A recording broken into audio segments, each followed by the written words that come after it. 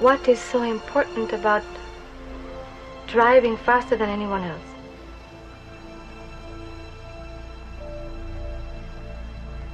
A lot of people go through life doing things badly. Racing's important to men who do it well. When you're racing, it's life. Anything that happens before or after, it's just waiting.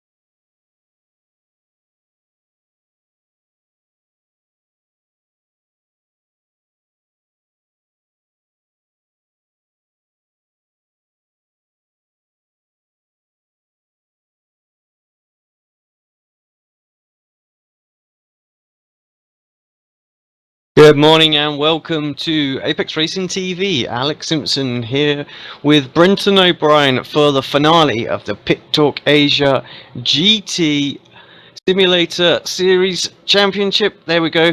Got it completely wrong there, Brenton. Good morning. How are you doing? Mate, well, thanks, AC. Yep, last round being a long season. Climax here at Suzuka, 2-hour endurance race, driver swaps. Looking forward to it. Should be a good race. Obviously, small turnout. We have to point that out. Bit of a shame for the finale. Championships are pretty much wrapped up though. We discussed that last week with Tobias not around, Dongwu Gang not around, Charles Desir not around. Marcus Lindemann had the series wrapped up anyway. The Aussies have got the series wrapped up. BMW's got the series wrapped up. Stephen Bacade's got the series wrapped up. So let's just get into it, boys, and don't worry about what happens and just have some fun and drive hard. Yeah, I was about to say, that's what this is all about, really, this race. Just a bit of a fun end to the season. It's been a great championship, actually. I'm surprised how close it was in the end. I mean, it did look like at one point that Lindemann was going to run away with it, but the guy still had the chance to close in on him, unfortunately, just making a few mistakes himself. Tobias missing some races as well. Had he not done that, it could have been extremely close in the end. Yeah, it could have been. We'll just get to qualifying. Qualifying's finished here at Suzuka. The bad boy vets have qualified and pole. No surprise there with Huang and Bocade. A-team, Fani Luxury. Haven't seen Fani with a teammate, it must be said, in this race. A second on the grid, so a good position for Fani. It's his highest grid position. Races Edge Motorsports third at 201.015. West Aussie Racing, which is Davidoff Racing for the night, is in third place, I believe they are. They picked up a late time there. NCR Sim Racing got two teams again. Redback Racing, the 15 car. In sixth in the rough, Sergeant Sanchez Racing, again, not sure if he's got a teammate, Harrison O'Brien. Asylum Racing, their second Redback Racing, the second NCR Sim Racing, so it's great to have those two. Moonrun, not sure he's got a teammate. Japan Parts Korea Racing in the second of the Corvettes, and AX Racing seemed like it was a late abandonment. So yeah, small field must be said, but I think that's the nature of the beast here with two drivers in each car. So yeah, rolling start, not forgetting. So hopefully we'll have a bit of excitement. Yeah, let's hope they stick quite close to each other, and that something comes on. I guess we'll just be nattering more than anything throughout this race, to be fair, talking about what's going on in the world of sim racing. While keeping an eye on the race. I mean, got about 50 seconds to go, just as the last of the cars form up. pace car will take us. Just fortunately, Suzuka is such a long track, so they all form up at the back straight. You managed to see how Dick Lee from the last position in the Corvette goes. I have been. He did enter the server fairly late. Just did the 3 laps, I think he did, and he looked like he was struggling to master the Corvette. It must be said, just very blippy on the throttle. So the car's got the speed. We know that. It's just the car's on pole. But yeah, let's just see how we go. 2 hours. It's going to be a long race. Hopefully the accidents are minimal and the racing's fast. Yep, I second that. Should be a good race, I'm sure. Harrison O'Brien's car's very, very scratchy there.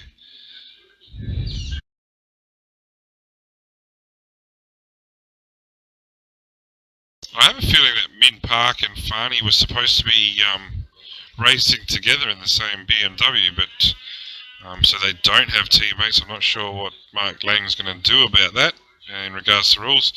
Maybe that's something that needs to be introduced next year, is to not have driver swaps, just to have a 2-hour race. Anyway, about to come up to the start for the last race of the season.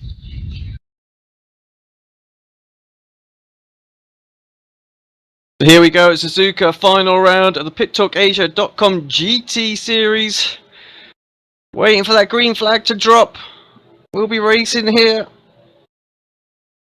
And there it goes, that Corvette just flies away at the start as we expected. Nothing those GT3s can do with the rolling start. Actually, a little bit of side-by-side action, and we've got our first accident in the first corner. That's not good. We've got a 2-hour race. Oh, and they're all checking up as well. A bit more damage there. Come on, guys. You've got 2 hours. There's no need to do that in the first corner. Yeah, and Farney's involved too. So he was on the front row, and it's not what we were after. Min Park making a big dive in the S's too. Again, I'm not sure we need that at this stage.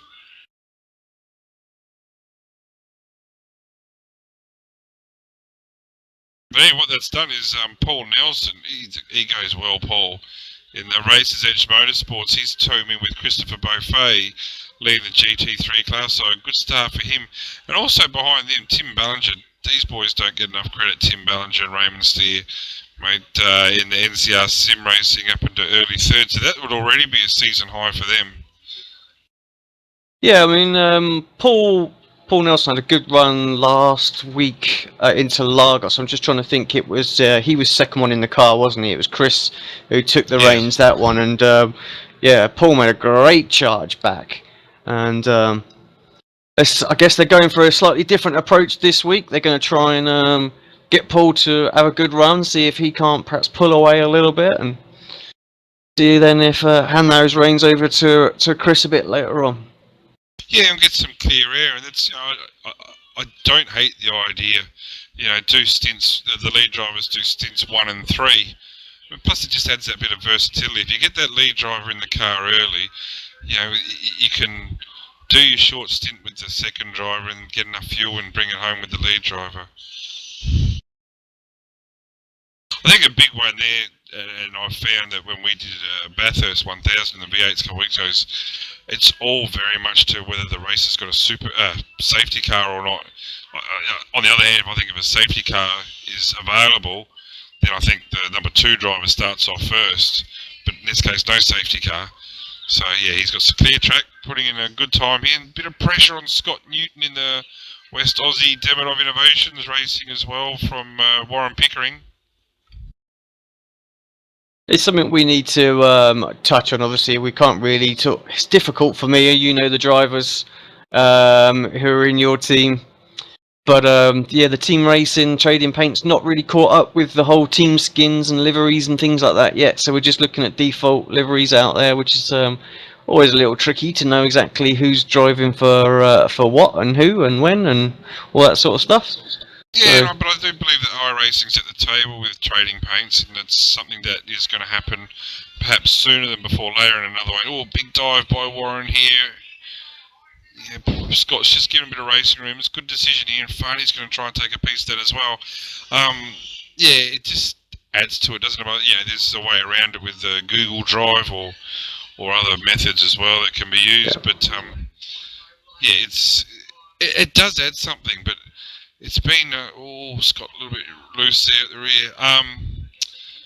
There's just been so much of it though, hasn't there? With Bathurst 1000, Spa 24 Hour, and tonight's Masters of Endurance as well. So there's a lot of team racing just coming all at once. Yeah, it's good. Most of the organisers, I think, putting together like skin packs and things like that, getting them from the drivers so that everyone can dump them in onto their hard drives. But yeah, something we're perhaps going to have to look at for next season if we do a couple of these races as well. The other thing is with teams racing, if you have qualifying in a separate session to the race, you can't actually set qualifying. You actually have to come up with a way of getting the cars in the correct position from qualifying. So that needs a little bit of work as well. No doubt they'll be onto that. Interesting. Few little bugs, I guess, that they've got to fix there. So this is what this season was all about. I actually wonder if they didn't make this 6-week season more because of this, because they knew that there was going to be quite a few little issues crop up. Huge change of the code had to be implemented to get this working, and I think six races were long enough for them to fully diagnose all the problems and perhaps fix those. I don't think we're going to get much of a build change in 4 weeks' time or 5 weeks' time as it is. No, I don't think so. I think you're spot on. Plus, I think they're just trying to marry it up with the start of the new year as well. But yeah, that's 6 weeks. It gets rid of the teething issues, and there's been some, let's be honest. But I think overall it's been a huge success, and I think it's really enhanced iRacing just that much more. And series like this, hopefully next year will get bigger because of this type of thing. I'm not sure what Mark's planning in regards to endurance races and whether that Corvette's going to be in. I'm hearing that there are whispers that the Corvette will be back in. I have my personal thoughts of that. But with the introduction of the Aston Martin next year and the Ford GT3, which has already been released, albeit it seems to be a little bit off the pace, so they might try and tweak that a little. It's going to be a great series again. Yeah, again, we were having a conversation about that, and it's just another one of like iRacing's little things where they struggled to get the balance of performance quite right. I think they've done a pretty good job actually with the rough BMW and McLaren, although the McLaren seems to have fallen out of favour a little bit this season, so that probably just needs just dialing back a bit. I mean, I know they slowed it down somewhat, but still, when you look in the shot that I'm looking at right now, we've got 2 Roughs, 2 BMWs and a McLaren, so they can't be that far apart. But yeah, let's hope they sort that GT3 out, because it's about 2 seconds off the pace, I think, at the moment. Yeah, and I can't see the point of them releasing a car that is that far off the pace, so you'd like to think that they will fix that. From what I was hearing, actually, places like Spa, it will probably come into its own because it's quite fast in a straight line, but just doesn't have the downforce compared to the rest of the cars. So I'm all in favour of them doing kind of what they've done with the Holden and the Ford, to be honest. So the balance of performance is spot on, and then you won't have people chopping and changing cars all over the place. Yeah, I think that's what you can do. Same car, different shell, and if you feel like you want to change the noise of it, well, go ahead. But the performance doesn't change at all. And I think really, as good a job as iRacing do, they could probably make life for themselves just that much easier. But at the same time, with licensing, I don't think McLaren would say, "Hey, no, we want to cut." Oh, what's happened to Paul? Oh no, he's back. I thought for a second he was going to be gone just after 8 minutes. Perhaps Britt Ballinger there, he's not really sure where Paul was going to pop back up on the circuit, but all still good. These front 4 actually in the GT3 class sticking pretty close to each other. Yeah, they are, and Paul's just probably setting himself a pace. He's doing 2:01 last. Sorry, no, he hasn't. 2:02s. He's setting actually quite consistent pace. 2:02.1, 2:02 flat, 2:02.3. Coming up to the end of lap 4 now, so he's dictating the pace, and Tim Ballinger doing an excellent job just sitting there. Yeah, he's probably saving a bit of fuel. The big rule change, obviously, with the GT3s is fueling is separate to the tyres, so pit stops will be just that much longer. So they have to take that into account with their initial fueling strategy as well. Of course, we saw some little issues last week with driver swaps actually going through, where the cars were getting damaged while being returned to the pit lane, like dropped off the jacks or something like that, as the swaps happen. And I think a few people saw that go on in the 24 hours of Spa as well. And it appears to be if you hit the change button while the car's being jacked up or put back down, it can cause those problems. There's something else for them to look at. Hopefully the guys are aware of that, and they will press it after the car is been jacked up. Yeah, I'd imagine that hopefully they would know about that. It's just such a massive penalty for Bouquet and Huang last week. They had the race sewn up, no doubt at all. I must say last week surprised me a lot with Charles Cicero, who this week has joined Demonov Innovation, so he'll be teaming Tim Jackson next season. I was surprised that Charles joined Marcus last week in the same car. He really threw away any chance of winning the series for himself. I know his reasons for it, but we've got a problem with Dickie Lee here, do we, in the Corvette? Yeah, I think you're right, actually, because there was anything could have happened with Marcus's teammate, you know. That's the thing. By doing that, he gave himself absolutely no opportunity whatsoever. But you know, he had a valid point actually that he wanted to secure his second place. And the way things might go is he might still get a trip to Malaysia as well, because we're hearing Lindemann might not be able to turn up to that, so the prize falls to the second place man, so which is himself. So perhaps a bit of sensible thinking on his part there, I guess. Yeah, neither of them here tonight, so I'm not sure. I was actually confident Charles was showing up tonight, but he's a no-show. But yeah, going back to these top four, you've got Nelson, Ballinger, Pickering, and Lazarity. We've got the three Aussies there, and Australia have well and truly wrapped up the teams championship. But that's a good race here, and Pickering's making that move, and we've got to remember that this is where the second driver becomes so important. Warren's second driver, Brett Wilson, shows some good pace. I would say Warren's definitely the faster driver. With Ballinger, I think they're pretty consistent, Tim and Raymond Steer. I think they've run generally the same times. Tim just a little bit wide there. Farney, I think Farney's flying solo here. I'm not sure what the rules will be saying about that. To be honest, I'd be disappointed if his time is allowed. Because it's faster, isn't it, when he hasn't got a swap? Yeah, so you know, in the pits he'll be quicker. Yeah, and he's just the faster driver as well. So I'm almost going to call it now and say that Farney's time won't be allowed. So I'd be avoiding Farney like the plague if I was driving next to him. And the same would be said for Min Park and I think it's Harrison O'Brien. And perhaps even Dickie Lee as well. So it's there's going to be some... Yeah, they need to look at that.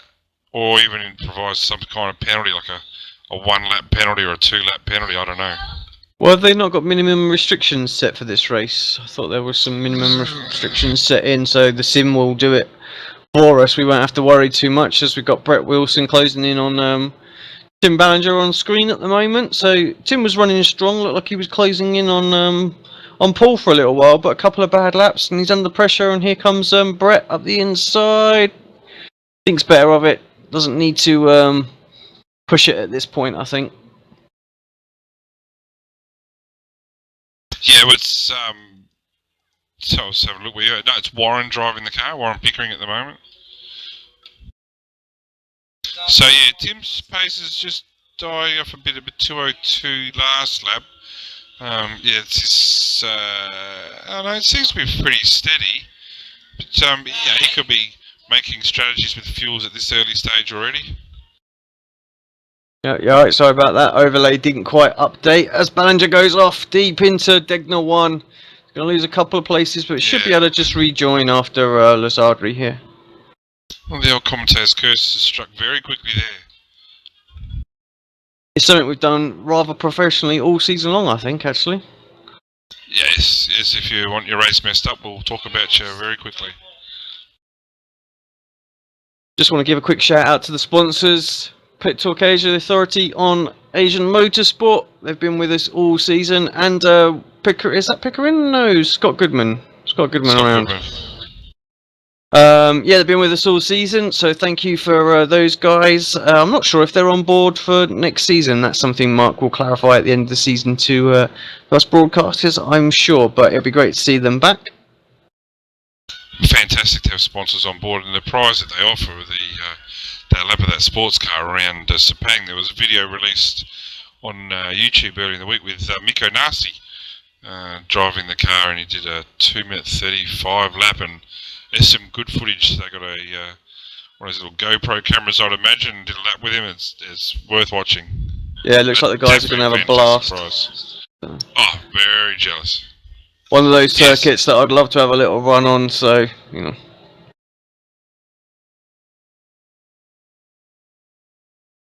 Well, I think it'd be a great track for iRacing to actually have a look at scanning too, but you could say that about so many tracks, couldn't you? Every once in a while a track comes in and you think, oh, might not be worth it, but Sepang I think would be awesome to drive at. Yeah, I think you're right. Actually, Sepang would be a great one. I personally would love to see Sepang Korea.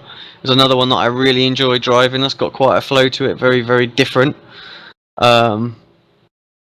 What's the? Where else would I like to see? Istanbul and China as well. Yeah, that would be great. Those four would be right on the top. I know they're just F1 circuits, but I personally, I want them to do Imola as well, which they've already got signed up, and scanned, I believe. So that's next track after Monza, I believe. So that'll be interesting. Yeah, I think the two Italians, for those San Marino people, the Italian San Marino track will be next. So Monza would be a hoot in any car, and I think these cars would excel there at Monza.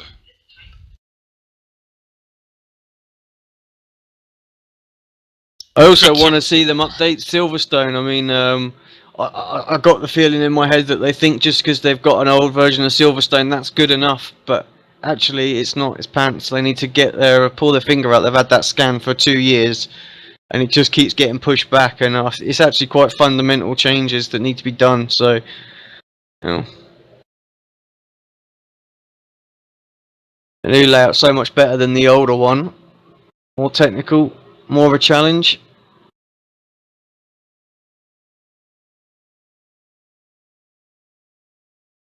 Little four-way packs just split apart a little bit. Just Lazarda and Pickering.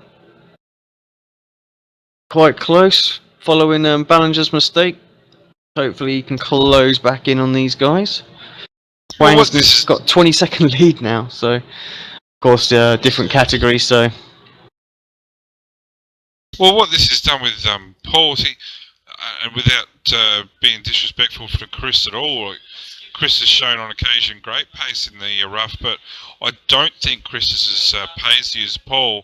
However, with Warren and Brett Wilson, I think Brett's definitely faster than Chris. So this will bring this up again, though, with Farney there, no driver swaps. Now he's hitting Warren in the back. You don't need to be doing that. It's just leaning on Warren a little bit there, and Tim Ballinger. The one to watch out for is Scotty Newton in 6th place. What's he? Just have a look here.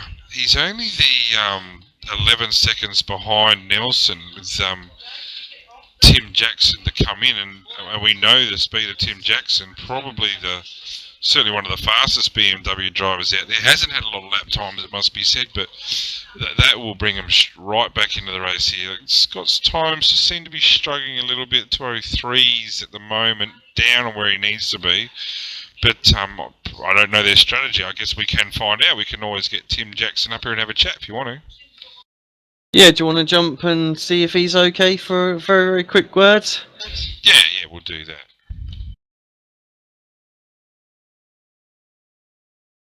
There we go. Mate, we've got Tim Jackson with us, co-driver today in the car 781 West Aussie Racing, Demonov Innovations, BMW. Tim, thanks for joining us in the last round here, the PitTalk GT, PitTalk.com GT series. Mate, how's the racing going so far for you? Yeah, not too bad, mate. Lost a few positions early on, but Scott's just starting to get into a rhythm. Hopefully, I can pick some place up on the way back. Yeah, he's running 203s at the moment, probably down on where he needs to be. Has he got a bit of damage there at the front of the car? Is he just looks like a bit of a ding there? I'm not sure if he's got involved with something early or not. No, not that I can see from my screen, but no, I think he's out there with in my view, from the teams, the quicker drivers of the team. So he's got his hands full out there. And as I said, hopefully, once I get out there, I can try and pull some time back, and we can get back in that fight for the top podium spot. Well, that's what we've been talking about. You've got Nelson, who's to swap over to Buffet, and thinking Nelson's definitely faster. Redback Racing, you've got Pickering's going to be swapping over. We think Pickering's are faster there. Farney Lusrig's the one. He doesn't have a co-driver, so I'm thinking that there'll have to be some kind of penalty involved there. Tim Ballinger changes over. We think Tim's slightly faster, but it's very much even with him and Raymond. So, yeah, you guys have definitely given yourself a chance. He's what are we looking at? Just 12 seconds down on Nelson, so definitely still a chance and a long way to go. Oh, look, hour and 40 minutes to go. Crashes, incidents, who knows, mate? And as I said, just consistency will win the race. So what's the plan here? What can we run to lap-wise? Up to about lap 16 from what I understand? Yeah, 16 or 17 from what I've been told. I haven't done too many laps in the car, but yeah, 16, 17. So you're looking nearly about a minute for a pit stop, a standing stop. So we'll see how that goes too. And what's the plan? You jump in next in time to imagine and you bring it home, or we don't know yet? No idea yet. It'll all depend on who does what and what's in front. And I guess Scott's done a lot more laps than I have this evening. So we'll see how my first stint goes. And if the stint's good, we'll see. We'll continue hopefully. And if the stint's a bit shady, we'll let Scott back in the car. And exciting news for your team. We've got a crash here. Sorry, guys. Just to interrupt. I think that's Harrison O'Brien. It is. Exit of turn 2 into the wall. Heavies continued, but he's going to have some damage out there. Yeah, I think he's another one here who's piloting by himself as well, which surprises me. He had a teammate last week. There's been a couple jumping. Got to remember, drivers can join after a race has started as well, so it might be they're on. Oh, who's that? That's someone. That's Warren into the wall as well. Yeah. Lost it out the hairpin. So just as Tim was saying, crashes can happen, and there's Scott coming through. So yeah, that one's got to be easy pickings now, I think, Tim. Oh, you never know. Not sure Scott is sure. I think he's still behind him, but that's obviously a substantial gain and damage to the front of Pickering's car. I'm not sure that's going to require an early pit stop or not, and that just changes the strategy altogether. You know, if you might have to come in, and that'll change maybe to an extra stop. So let's just see if it affects his straight line speed coming up to 130R.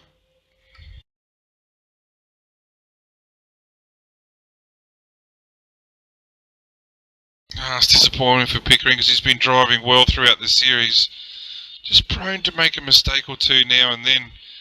Just a bit deep there into the last chicane. Is he pitting? No, he is. Yes, he is pitting. Yeah, he's definitely down on the speed. There was about 1.3 seconds picked up just on that back stretch. So the free toe, but it's only in start of lap 12 here, so we're thinking that this might cause a bit of harm long term here, perhaps with an extra stop, but it's a necessity to have long pit lane here at Suzuka. In the pit box now, see if there's a driver change, hoping the car doesn't fall from the sky.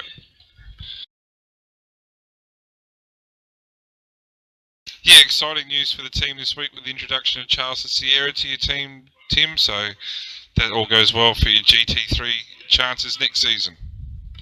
Yeah, I've spoken to Charles quite frequently over the last well, at least the last month, and just gauged his interest, and we got him in the seat for the Bathurst 1000 in the Race of Champions last weekend.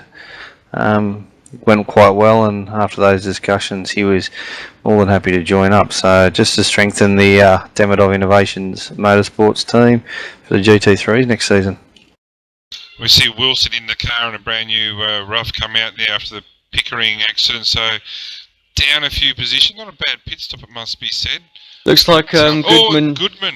Yeah, he had a coming together with Frashak out there as well, so I have to say it looks like Goodman's going to have to tow back. It's not looking good at all. Quick tow. So, yeah, that's a terrible lap for the Redback Racing team, and Bernie will come into that car now, I would imagine.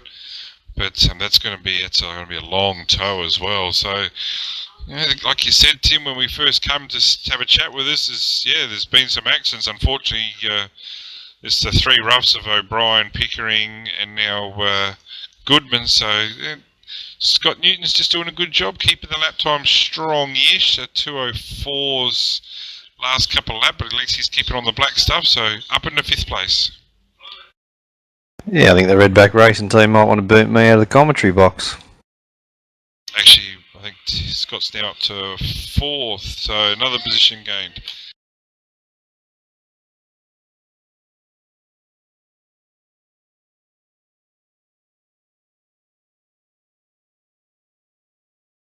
Oh, we've given him the kiss of death too. Your car's just gone off in the first turn there, sorry. He's recovered it well, but it's going to be dropping a lot of time. His lap time's really gone off there, Tim. You might want to go have a chat with him. He's doing 2:04, 2:04 and a 2:05. I reckon this lap might be a bit slower too. So, mate, thanks for having a chat with us. I reckon you might be getting to do a driver swap shortly. Yeah, cheers guys, thanks. Go on, yeah.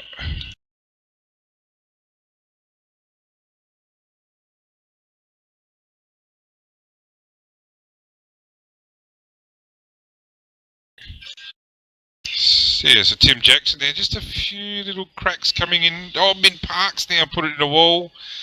So he's had a tow as well, so I wouldn't be surprised if Min leaves us in the Moo Run McLaren. Yeah, well, a bit of a shame. It just seems like we've reached this, coming up to this half-hour mark. Tyres are starting to get a little bit worn, and your driver's just overdriving at the moment and being bit hard. Good battle though, going between Ballinger and Lazardri. I really hope Lazardri does get a teammate jump in towards the end of this race to do the minimum laps that they need to do, because it'd be such a waste.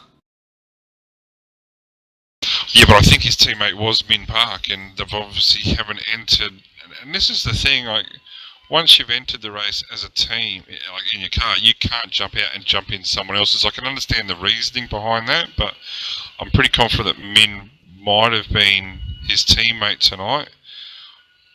It might be Huang, I think, as well. Could be him, but we'll find out soon enough, no doubt. Yeah, unfortunately, I can't get to the entries list. Can you not see the entries list and drop it down? Yeah, no, there's not anything there yet. All it will show you is who's driving the car at the moment. I know with Farney, he did all the practice laps, all the qualifying laps, so there was no teammate there at all. Well, that'll be interesting to see how this pans out. Farney's just really Well, he went off at the chicane as well, didn't he? It just looks like he got picked up a little bit of damage on the front right. No, that was from the start, wasn't it? So yeah, it just doesn't. It doesn't seem to be at one with the car at all. It's just, I think the tyres are toast. To be honest with you, I think they've reached their limit. It just seems to have a lot of understeer. The car's pretty much working like a plough at the moment. I mean, Paul's pulled away now to, what's that, 9.4 seconds. So great first stint from him out there. He leaves, Chris has got a pretty solid job to do underneath them, and that's just keep it on the black stuff, keep it point forward, and he should be able to hand it back to Paul for the last stint of the race in the lead. Well, Paul's really showing today what he's been capable of all season. He's put in stirring drives, it has to be said, but at the same time, being involved with a lot of little incidents here and there that probably could be avoided, but he's always had the raw pace, and today he's really showing some good, strong, consistent laps. Not a lot of traffic, it must be said, but sometimes that's harder, driving by yourself and still punching out the laps. It's the one thing about team driving, he's always got his teammate there to push and motivate him on. As soon as that pace drops or something, he has a little moment, then he knows that he can just rely on his teammate just to give him that little boost. We've got Bernie Weemers out in the Redback Racing team with Team B, the car 94. Funny story about Bernie, found out recently he's been running that pink livery, and I was questioning why he was running it. Well, I found out the answer. They have a local rule within Redback Racing that if you hit a teammate, you have to wear that skin. And a couple of races ago, Bernie actually cleaned up. I think it was Warren, and penalty was that he had to wear that skin. So it's back in the Redback Racing team skin tonight. We can't see that in the telecast, I don't think. But yeah, that's the reason for his pink skins. Oh wow, that makes all sense now, and sounds like a good ploy to try and stop these guys from hitting each other.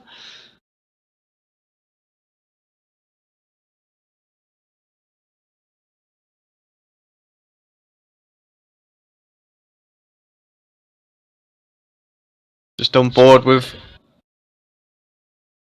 Marcus Wang here. It looks like we might have some issues with some sound. I'm sorry guys, we've been doing this race for a while and it looks like the volume's a bit low. Let me just give that a little bit of a boost.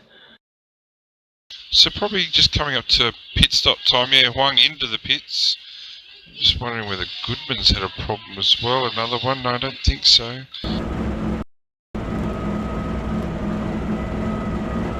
Yeah, so Marcus in then.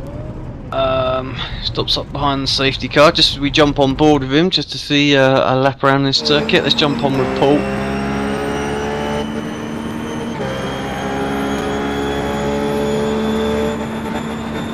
Yeah, well, he's just driving so well. Yeah, 202 last lap, we're on board here. Turn 1, probably most famous for Senna and Prost back in the 90s, just nudging into each other a long time ago now, or Schumacher and I think it was Damon Hill. You'd be probably more aware than that, AC, but just such a fantastic track.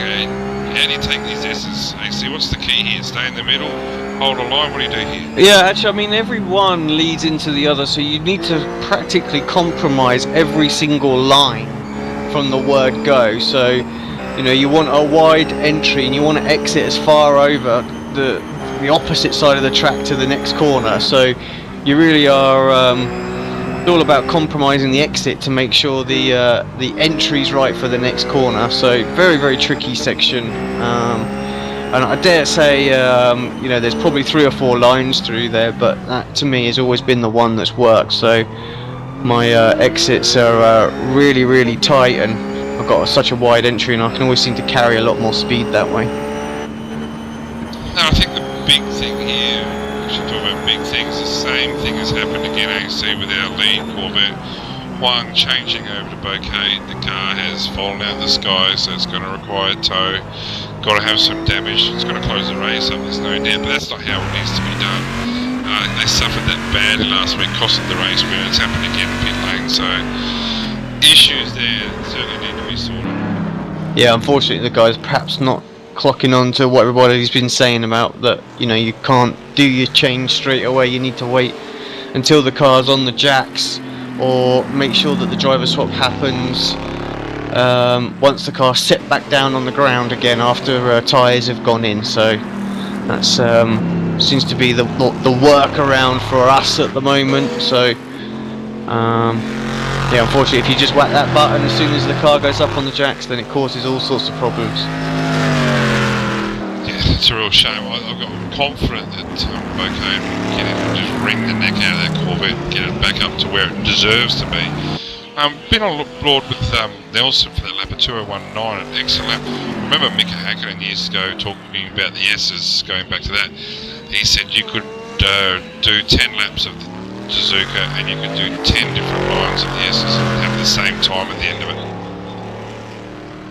Yeah, that that really doesn't surprise me, to be fair. And actually, I think I look back at some of my World Cup or World Championship races through there, and pretty much the same thing. You don't always catch the line exactly the same, so it forces you into to sort of compromise your line all through the sector there. So depending on how severe the first line mistake is, depends on where you end up in the exit of the final corner going into Dunlop curve. So a lot of the lines is all about making sure that you've got such a good entry into Dunlop, so you can take as much speed through there and into Degner 1. So it's it's a really interesting section, and I don't think they've managed to replicate that on any other track in the world. I know they tried to at Kota, but in my opinion, it's nothing like it at Kota, and it falls massively short of the challenge of the Suzuka one. Yeah, the Kota's tried to take a piece here and a piece there, and not a fan, I must say.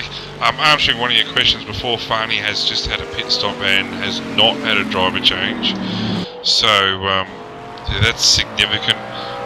Bocade has come out behind Brett Wilson, so Bocade back into 8th place. Has to be known that some cars still haven't pitted. Adrian Jarvis hasn't pitted. Bernie Weaver's in Warren pitting earlier. It seems to have worked quite well for him. Dickie Lee, the other Corvette, struggling, it must be said. I'm sure Dickie drives the Corvette a lot. In 5th place, Scott Newton up to 4th. He's struggling as well. He's got a bit of damage at the front there, I can see. Ballinger in the pits and Nelson, our leader, in the pits. Let's just keep on board with Scott, see if he comes in this time as well. He's obviously spoke to his teammate a moment ago. Yep, yes, he is in. So Ballinger coming to a stop now. Lang is also doing a driver change, so Fruzik out, Lang in. Newton coming down pit lane. Ballinger staying in the car, is he? No, he'll be getting out, and Buffet in the car. So this will be the interesting part now. This is where the race will open up. Yeah, that's the one thing with the driver sorts that I've noticed, even watching some of the longer races as well, is that while it might be... Scotty Newton has overshot his pit lane badly there. Excuse me.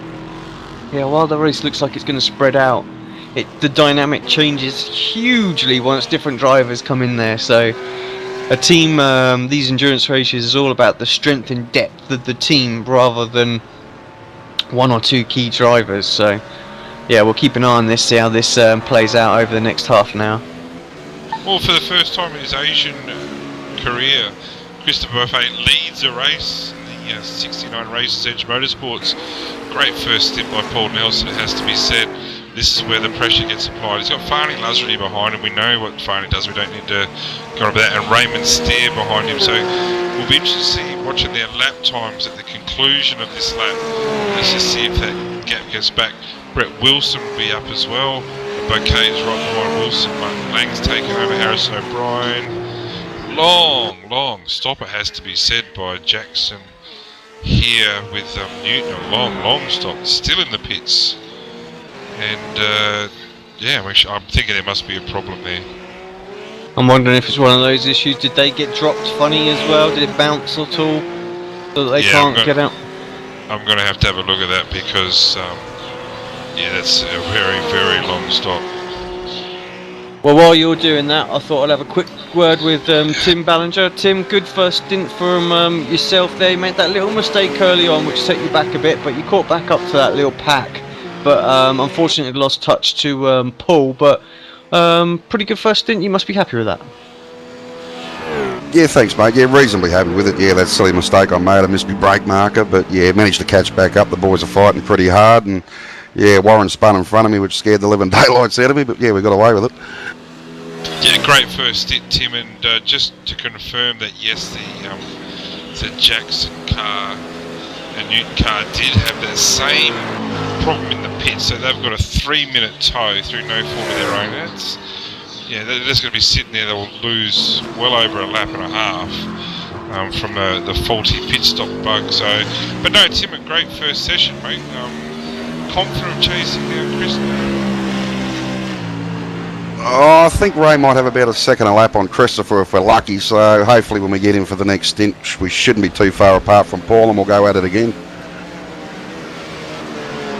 Yeah, what are you at the moment? Just looking at it, 8.9, 9 seconds difference. So, yeah, shouldn't take. It's gonna be tricky for what we're getting about 16 laps out of a stint. So yeah, it's gonna be good. Could close up just like you say, just around the pit stop phase again. So, gonna be an interesting second stint to this race. Yeah, I'm hoping so. It was good fun with the boys up the front there, with Warren and Barney fighting pretty hard, and then I think they had sort of had a bit of a mistake, and I managed to round both of them up, which was nice. So that was good. Of course, we can't see any team sponsors or anything like that on the cars due to trading paints not being updated as of yet. But while you're in here, do you want to just tell us a bit about the team and the sponsors and things like that, just to make sure they get their airtime? Yeah, thanks for that. GLW Freight Management, thanks to Graham and Linda for their sponsorship for this season. And the 4 boys at NCR, hopefully we have a good last race. And look forward to next year with bells on. And Tim, what's the plan for next season, yourself and the team and things like that? Yeah, we've got a few plans in the works. We've got another driver coming on board, but I'll leave that to the start of next season to announce that. But yeah, very good signing for us. Cool, well enjoy the rest of your race. I take it you got one more stint to do? Yeah, we'll see how it goes. With this fair share thing, we'll just see where it's at later on, and we'll give you a heads up when we know what we're doing. Yeah, but before you go, Lazaretti's just passed Buffet. Buffet's struggling early.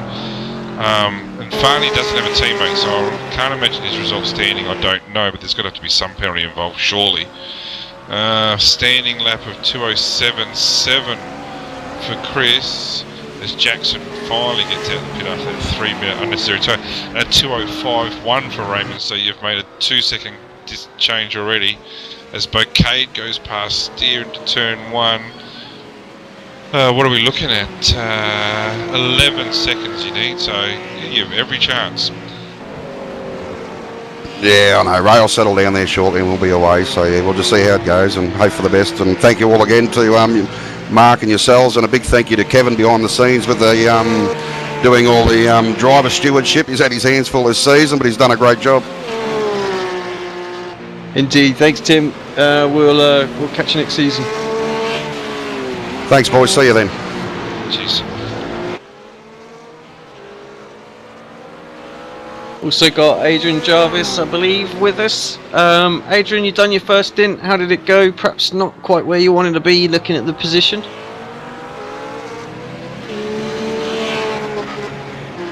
You there, Adrian? Yeah, sorry guys, wrong button there. Yeah, guys, thanks for having me.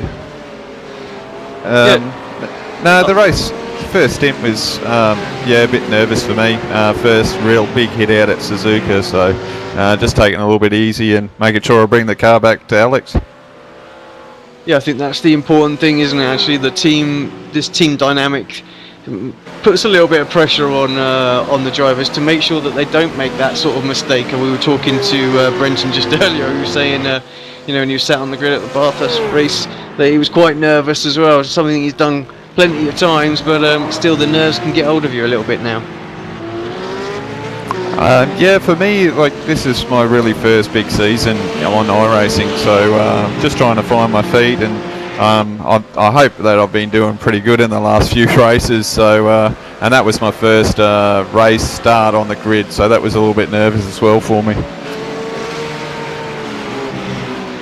Well, what's the plan for the rest of the afternoon for you guys? One more stop or two more stops? Didn't each?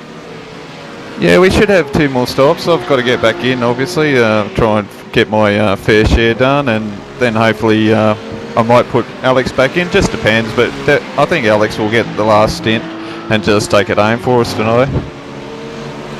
Cool. Well, thanks, Adrian, for joining us before you go, because I've done the same for the guys a minute ago. Can't obviously see any sort of team information on the liveries or anything like that. Just tell us a little bit about the team. Yeah, it's a GLW car sponsored by Team NCR Sim Racing. Proudly painted by our friend Timothy Bellinger. He does a bang up job on all our paint jobs that he does for us, and setups, mind you. He's a all round card, especially with the time that he has. So lovely blue and yellow and white paint job, very striking paint job it is too. Well, we look forward to the day when we can see those part of the Trading Paints pack. So thanks very much, Adrian. We'll catch you later. You go and G on your team, mate. Good on you, Adrian. Thanks, Brenton. Thanks, Alex. Yeah, have a good call, mate, and I'll see you soon. Look forward to it, mate.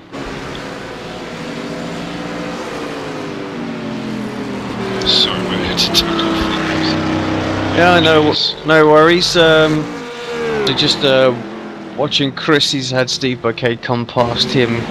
He's lost just a few seconds, I guess. Well, no more than a few seconds till Azardri, so seems to be really struggling out there for pace. Definitely can see Raymond closing in, but not that fast. Just keep an eye on this lap. But yeah, DK Lee pretty quick. Brett Wilson closing in a second. So yeah, a little bit of change short of a 206.6 for Chris there. DK Lee 201, so significant. So DK's finally got it up and going, but again, he's piloting by himself. Raymond at 203.8, so they're coming fast. There's no doubt about that. So, but it's not just a matter of catching up here. They've got to then get away as well, give themselves that bit of buffer, because we know that Paul drove exceedingly well in that first in. So they've got to get their noses up here. Yeah, I have to say, had Jacko and Scott not had their problems, they would have been right in this fight as well, so a bit gutting to see that. Well, it's not just the fact that it happens, it's a 3-minute tow whilst you're in pit lane. That to me makes no sense at all. You're already there, so I don't know why you need 3 minutes to tow the thing. Yeah, that's, it's just gutting for him. It's a long race, and the last thing you want to be doing is putting up with that, and that's something that iRacing need to get sorted. That's two of the leading contenders out of 11 cars in this race have had the same problem. Not both the Corvettes, as different make, so obvious problem there.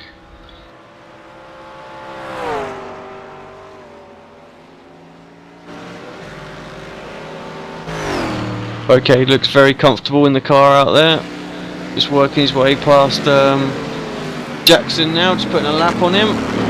6.6 down on Farney last time. He's going to eat into that fairly quickly, although Farney at 201.7, very respectable compared to Stevens 201.4, so good work there.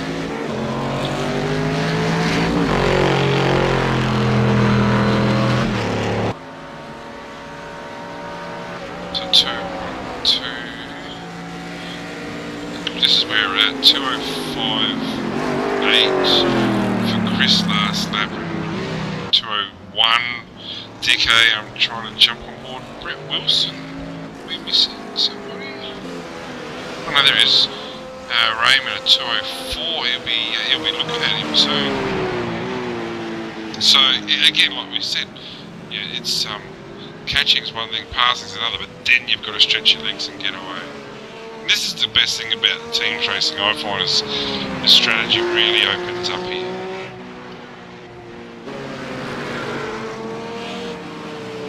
Yeah, I think Brett will catch him up, but won't pull away too much. We've got to remember they're going to pit early as well, because obviously they had to pit due to Warren making that mistake. So they're off strategy, and they might need an extra little splash and dash just to bring them home.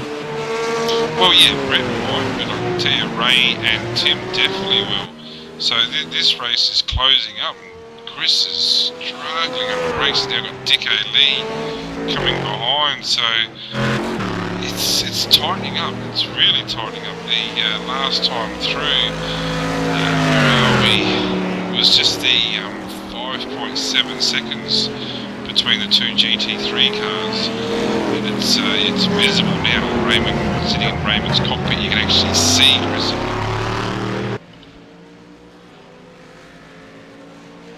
Chris is just getting passed on the straight now by DK Lee again flying solo, but just pressure's building. Sean Paul's trying to keep it all calm, and no doubt will put in a lot of strong last stint, but there might be some work to be done.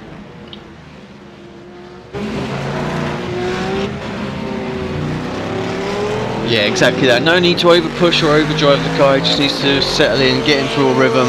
He'll pick up a little bit of pace naturally anyway by just doing that once the lap stop pounding in. So 206.3 for Chris that lap. 205.2, so another second being chopped. 203.9 if you don't mind for Brett Wilson, the Redback Racing rough. Tell you what, if they don't have to do an extra stop and Warren can get back in this car, Brett's doing an outstanding job himself, this car comes right back into contention. Yeah, we'll do big time actually, and yeah, with Lazzardi's teammates still not showing up at the moment, it's not looking good for him. Lazzardi well out of the 202.5. Yeah, like I said, the one I feel sorry for the most is the BMW, the West Aussie Racing BMW, Scotty Newton and Tim Jackson. But yeah, Jacko's putting in strong times, 203.3. But yeah, on board now with Raymond, and you can see Chris just in front, just gaining.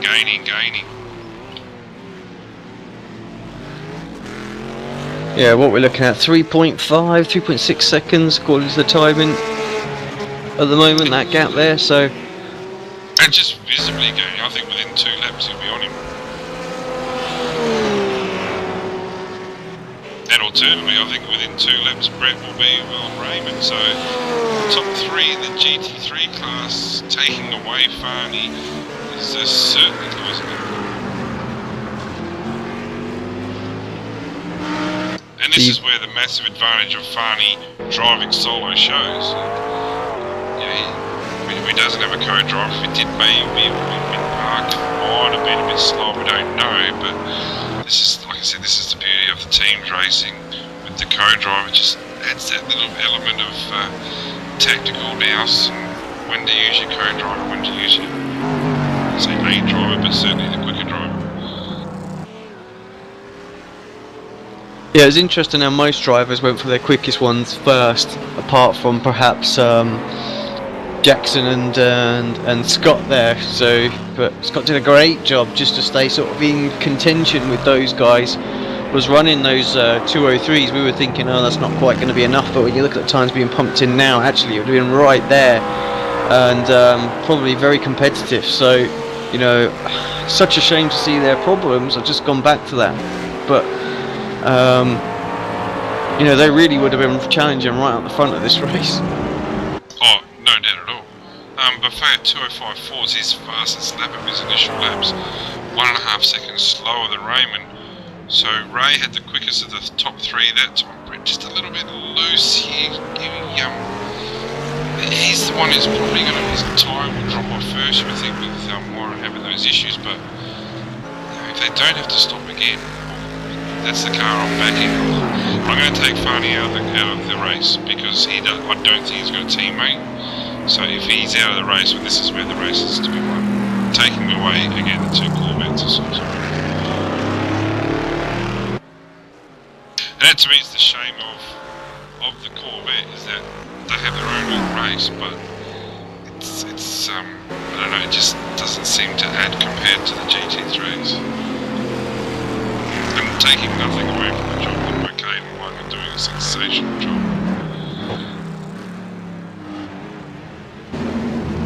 Yeah, no, exactly. I mean, last week we saw the same thing. I mean, the thing that amazes me with these guys is they have no reason whatsoever to race. You know, yet here they are, just pumping in the laps and just having a bit of fun. There's no direct competition out there for them. And I don't mean that in a bad way against anybody else, it's just there's no other GT1 cars out there. So, oh, the DK Lee's out there flying solo, but he doesn't have the experience in the car compared to the others. I think it's probably DK's first time he's piloted this car, so... Yeah, apologies about that, actually forgot about DK Lee there, sorry. DK, but still, I'll be a little bit more harsh then and say, well, there's still no competition out there. Sorry, DK. No, but you're right, and the discipline they've got to have. They get the two drivers in and punch out consistent laps. The championships over, first and second's been run, done and won. The Nations Cup's over, run, done and won. Yeah, they still are supporting this series. Yeah, was Ivy going slow there? What was that all about? Did he have a corner cut penalty or something like that? Or no, he would have been letting Bouquet past, I think. I think it was very slow for quite a while though. I didn't think you had to let him back from where he was. Wilson spinning. Oh god, that car's in a right state. That's not good. They had a chance still to win this one, I think. What happened there? Let's just jump back. He's just lost it. Oh, it's a big hit too. Oh, he's had to tow. He's had no choice. That's not good. That's toast. What a shame. That was good. Just jump back. Let's see exactly what happened there. Just got on the power perhaps a bit too early. Let the back come around and what a shame for him. What a shame for the race too. That is. Yeah, I'm pretty sure they've already had their fast tow, haven't they? So it's going to need to be repaired now as well. Pickering used that early doors. Back on board now with Raymond Steer hunting down Buffet now, it must be said. Chris is he got on the grass, Brenton. Just watching the replay now. He got on the grass. Yeah, on the gas, on the grass. Rear end spun up. Hit the wall hard on the inside. Yeah, car's crabbing all over the place. That will probably be race over for those guys. Yeah, it's a shame being told the gap at the front down to just the 1.2 seconds now. Don't need a clock anymore. We can see how far it is. And Chris has only just done many laps on to the second. Just the 9 laps into his stint, so a long way to go yet for this day. Yeah, we're expecting that to go up to what, 16, so yeah, got another 7 laps to do at this point, so I fear for Chris at the moment. His ping is just gone through the roof very suddenly. So yeah, hopefully it's not going to be an issue where he disappears. Someone's downloading something. We won't say what it is. Don't know what that is. Latest football results, we'll have to think.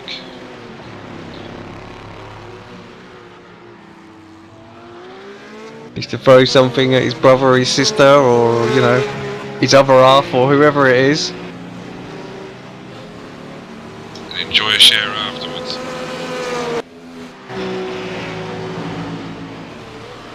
Yeah, it's not looking good. Raymond obviously a little bit unsettled by that as well. Very difficult to go for a move when cars hopping in and out like that. Can't really tell where they are.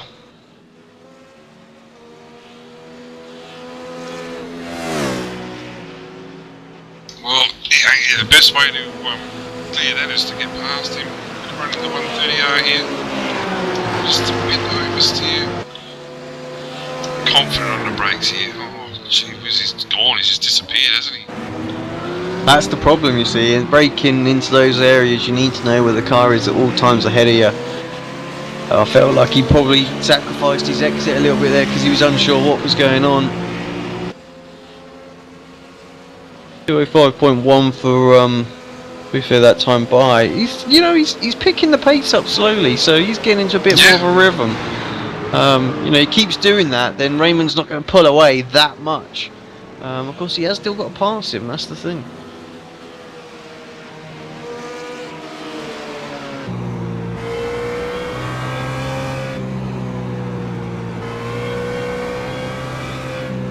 Yeah, the beauty of this race compared to others, we don't have Lindemann, Sierra and Dongwood. It'd be great to have here, but these are the type of guys who just battle every week for the positions 8 through to 20 every week.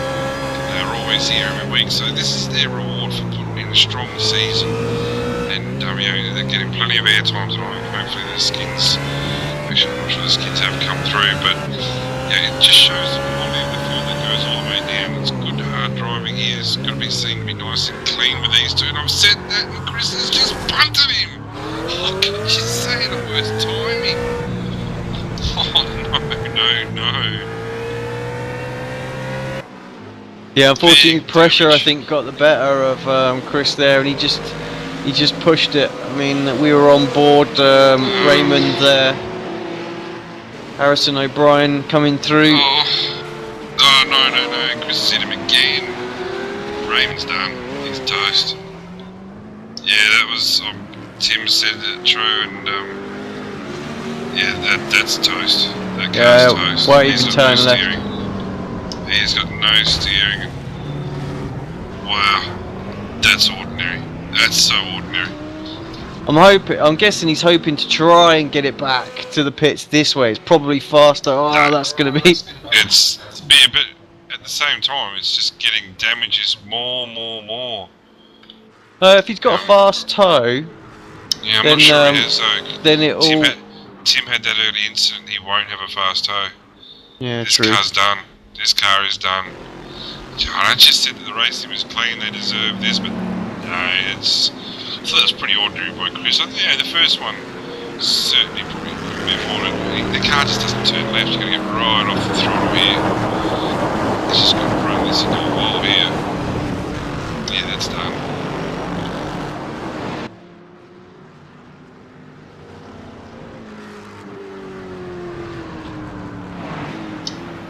Just gonna be getting in the way. Well, let's see how this pans out now. So obviously How's he gonna get around Bouquet. the second part here of the S's? He's not.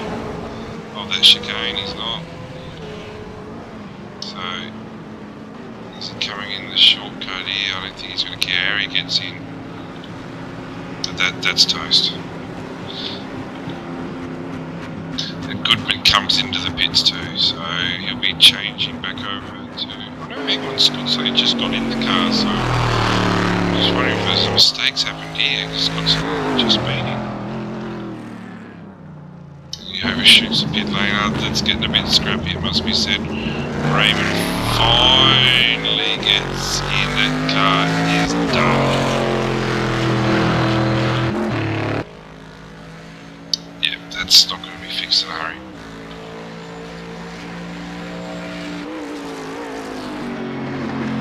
So Goodman out of the pits, not sure what happened there, but drops a couple of spots. Lasry through, putting another lap on, but Yeah, Goodman had that massive damage, didn't he? So, well, we know Wilson had some damage. I didn't know whether Goodman had some damage. yeah, of course.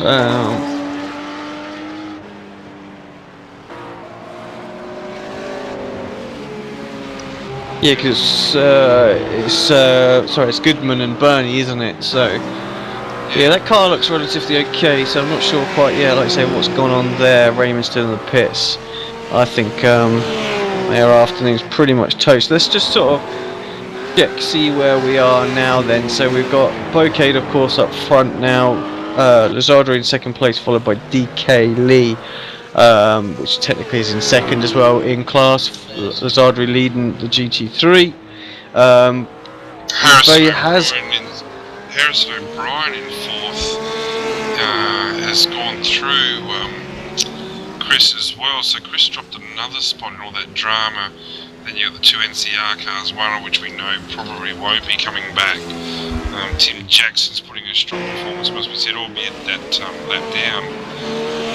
Chris has continued though, so I'm guessing Harrison that are off strategy now. So we'll have to keep an eye, see how that pans out.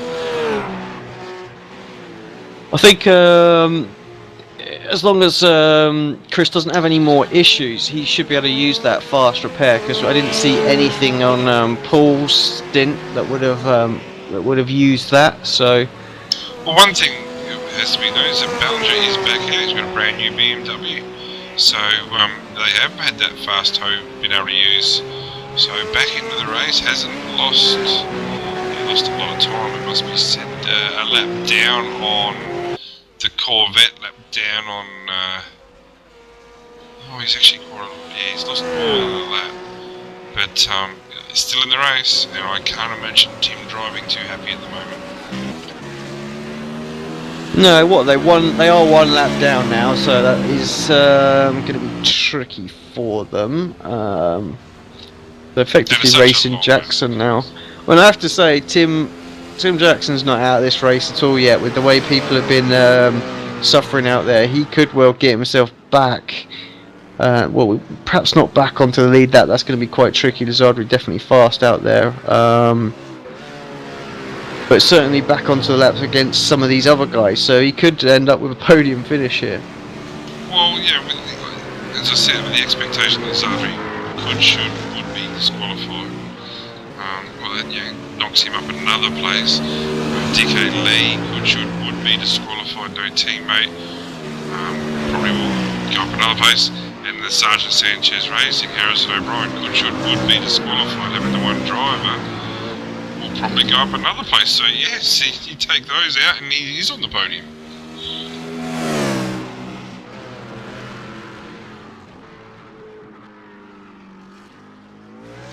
Those of you that are interested in endurance racing, don't mind giving these guys a little bit of a plug because it looks pretty epic. The Masters of Endurance 12 Hours of Road America starting later on today.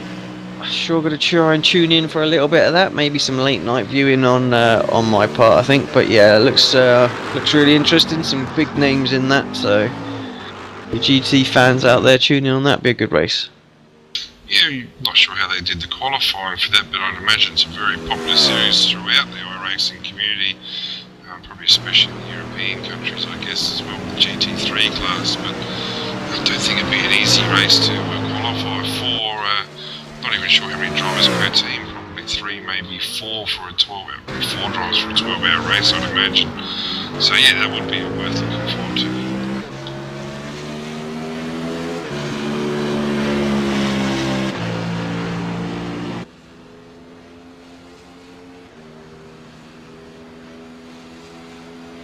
So Jackson's actually not far from unlapping himself here, actually. It's 203.1 is the same as Farney. He's unlapped himself from the 2 Corvettes. Mind you, they have had that extra stop, and DK Lee hasn't had that extra stop, but certainly Bouquet and Wang have had the extra stop, so... You're right, I mean, Jacko going through Degner 2 now, and Lazardri coming up to the hairpin, so he's not that far behind at all. You're right, he might be able to get himself back on the lead lap here. Yeah, certainly made some severe ground, but just with those issues. Goodman letting him through, so Goodman's now a lap down on Jackson, so it has to be said a solid drive by Tim here. But it could be a lot of it to waste, unfortunately. Actually, no, scratch that. Harrison O'Brien has got a teammate, Asher Dieter, so let's not scrub these guys out. Asher's come into the car, brand new rough, up into 6th place. So that's a fantastic effort. Not to be discounted. Yeah, and Asher's quite quick as well, so closing in on Alex ahead of him at the moment by about a second a lap, so there's 16 seconds separating them at the moment, but he could well get himself up and in that position. And had the pit stop there 50 seconds down on Chris's car, so there could be a slight chance. We know that Nelson did such a strong job in the first stint. Have to be favourite, has to be said, but yeah, Chris is driving good out there, considering he's got that damage. The lap times really haven't fallen off at all, so he's doing a great job out there now. I think he's going to hand this car back to Paul. He's going to get it repaired, and I think Paul will probably take it from here. So right now would be a great time to have an introduction of a safety car for Jackson's car, because they're now no longer a lap down, and they would catch up all that spot that they shouldn't have lost in the first place. But the same can be said for Bouquet and Wang. They had the same issue as well. So Kevin Wang is now in Farney's car, is he? So there could be, Farney might have a teammate as well. These guys have jumped in late. I'm sure he has. Farney has got a teammate. So Farney back in the reckoning, and look, he could go for the win now with Kevin in the car. Well, this is what I said. The guys don't have to necessarily join at the start of the race. They can connect halfway through when it's their stint. You know, perhaps they'd made some arrangements. He was a bit busy to jump in early on, but he could be there later on, and he's going to do his stint now. And Kevin. It's Kevin, and yeah, we know how quick Kevin is. These guys are fast in the McLaren, so I dare say he's going to be banging in similar sort of lap times as to what the Zardru was. We normally see these guys battling on track, so yeah, that's blowed it wide open. We were ready to count them off, but in the end, I think they're battling with a shot of this victory here today. Oh, absolutely, yes, they are. And what that also does is, I'm sure Chris and Paul are opening their eyes a little bit now, and going, well, hang on, this isn't a given. This race is not a given at all. They've got a lot of work to do, and they're well behind. What we're going to do, Brendan, we're just going to go for a quick commercial break, and we'll be back in just 2 minutes.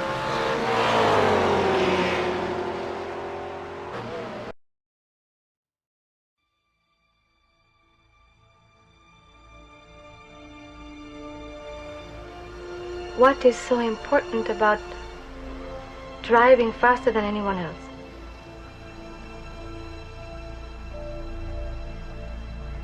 A lot of people go through life doing things badly. Racing's important to men who do it well. When you're racing, it's life.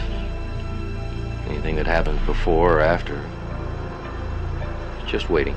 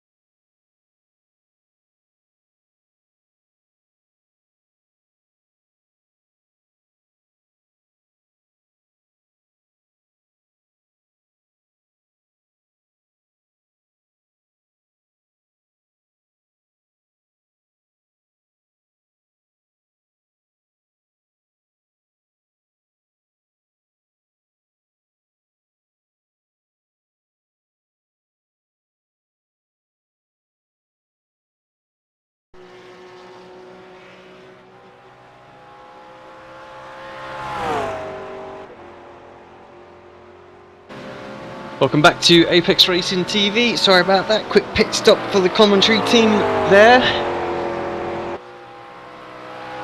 I don't think people understand how hard it is sometimes when you gotta go.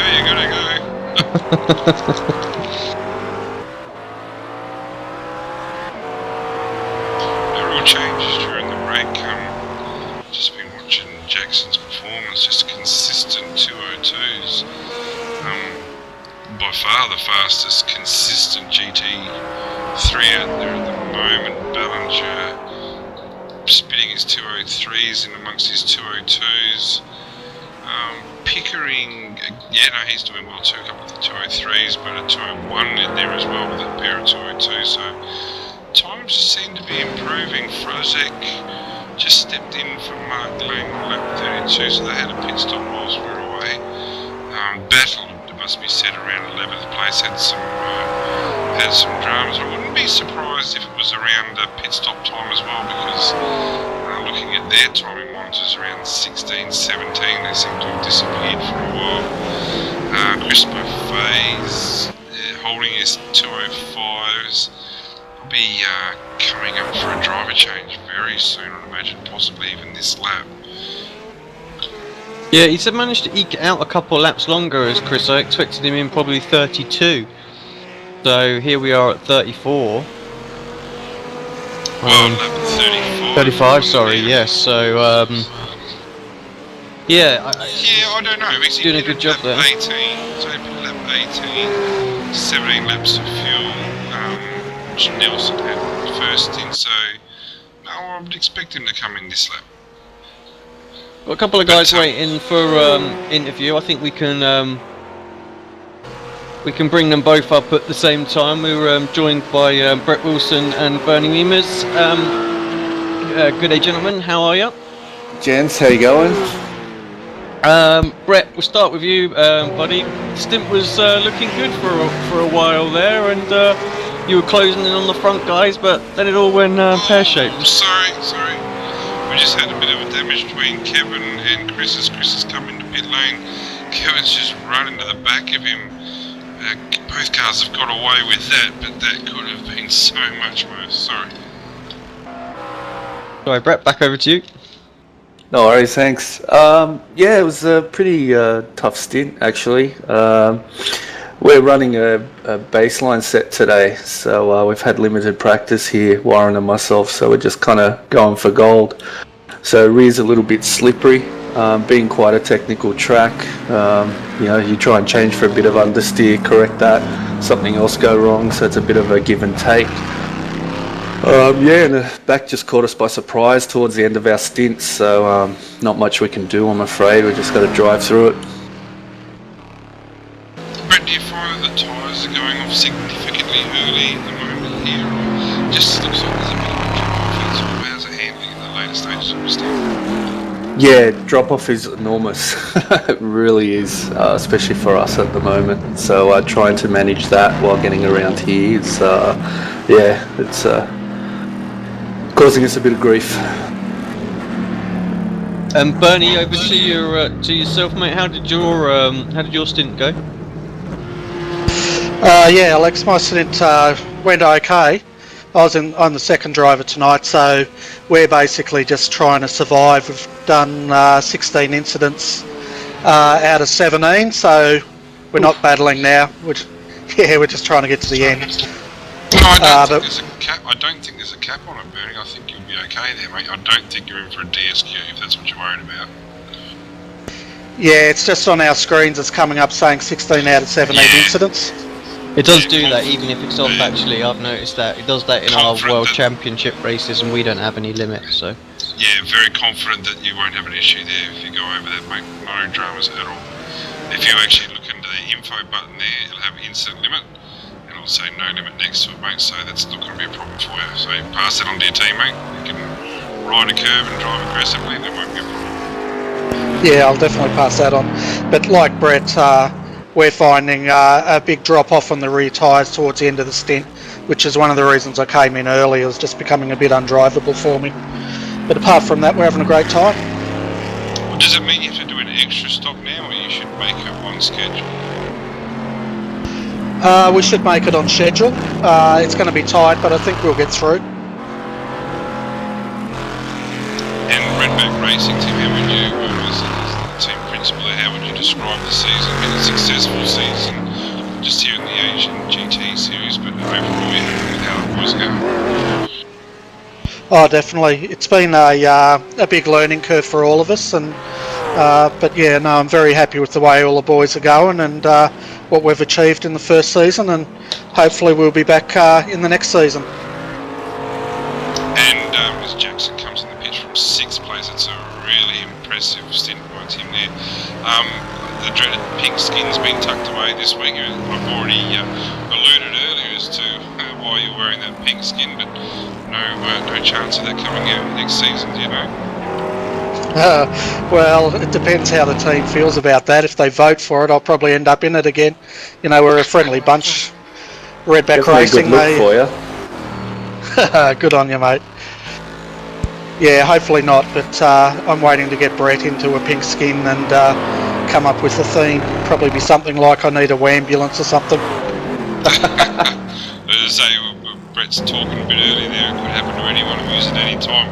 Brett, you had some pace out there, had to be said. You were cutting into the two guys in front of you, just that little mistake getting onto the grass. How would you describe your season, mate? I think strong. Yeah, thanks, Brenton. Yeah, a lot of firsts this season. So first driving the BMW, a lot of different tracks as well for me. And last week I started driving the rough, so just taking a lot in at the moment, and pretty happy. Gone. Sorry, what's happened?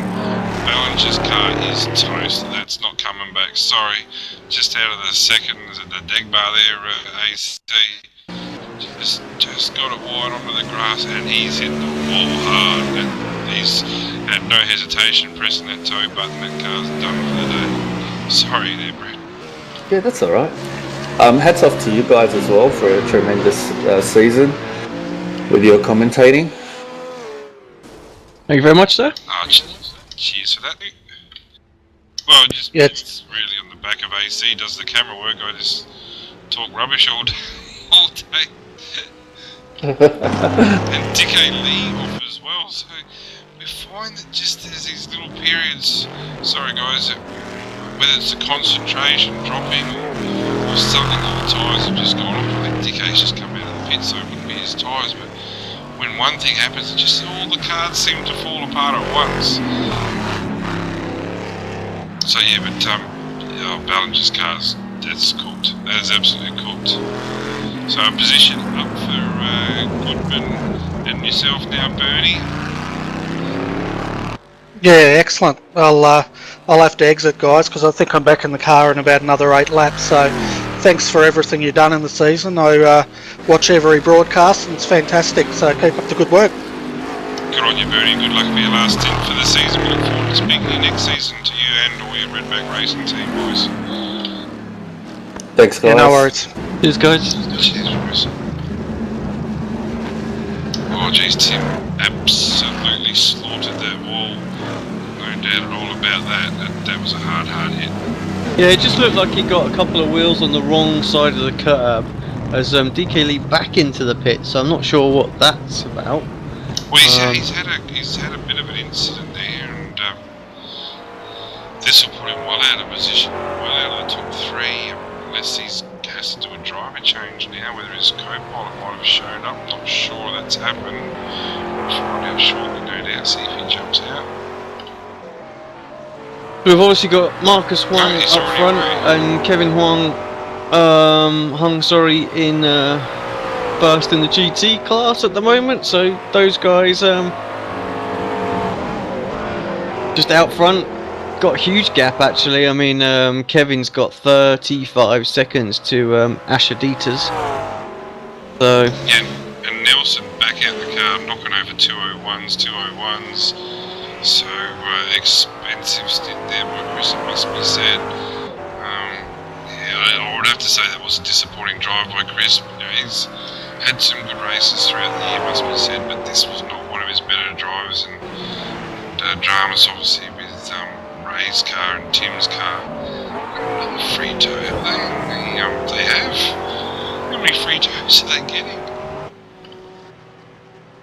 yeah, I guess he must have plumped a few more on there for him. So, but yeah, so what have we got? So Paul's 20 odd seconds behind Asher.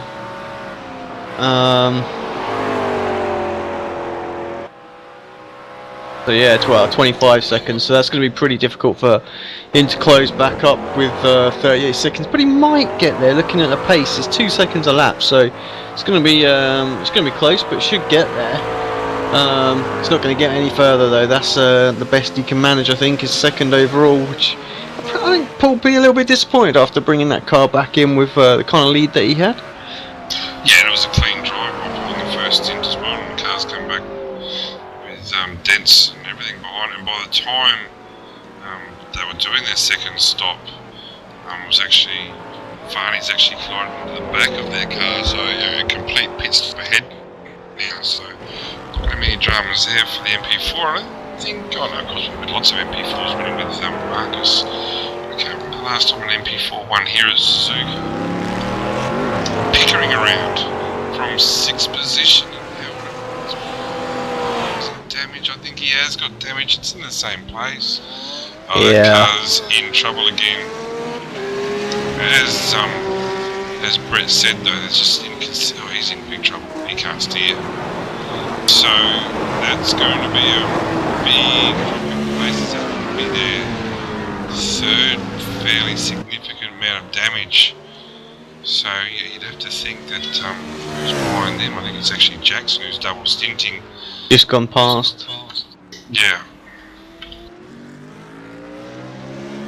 So another place up for Jackson, another place down for Pickering, and I have to be said that it's surprising that Warren and Brett haven't got this set up right. Normally they do take their time. This is going to hurt.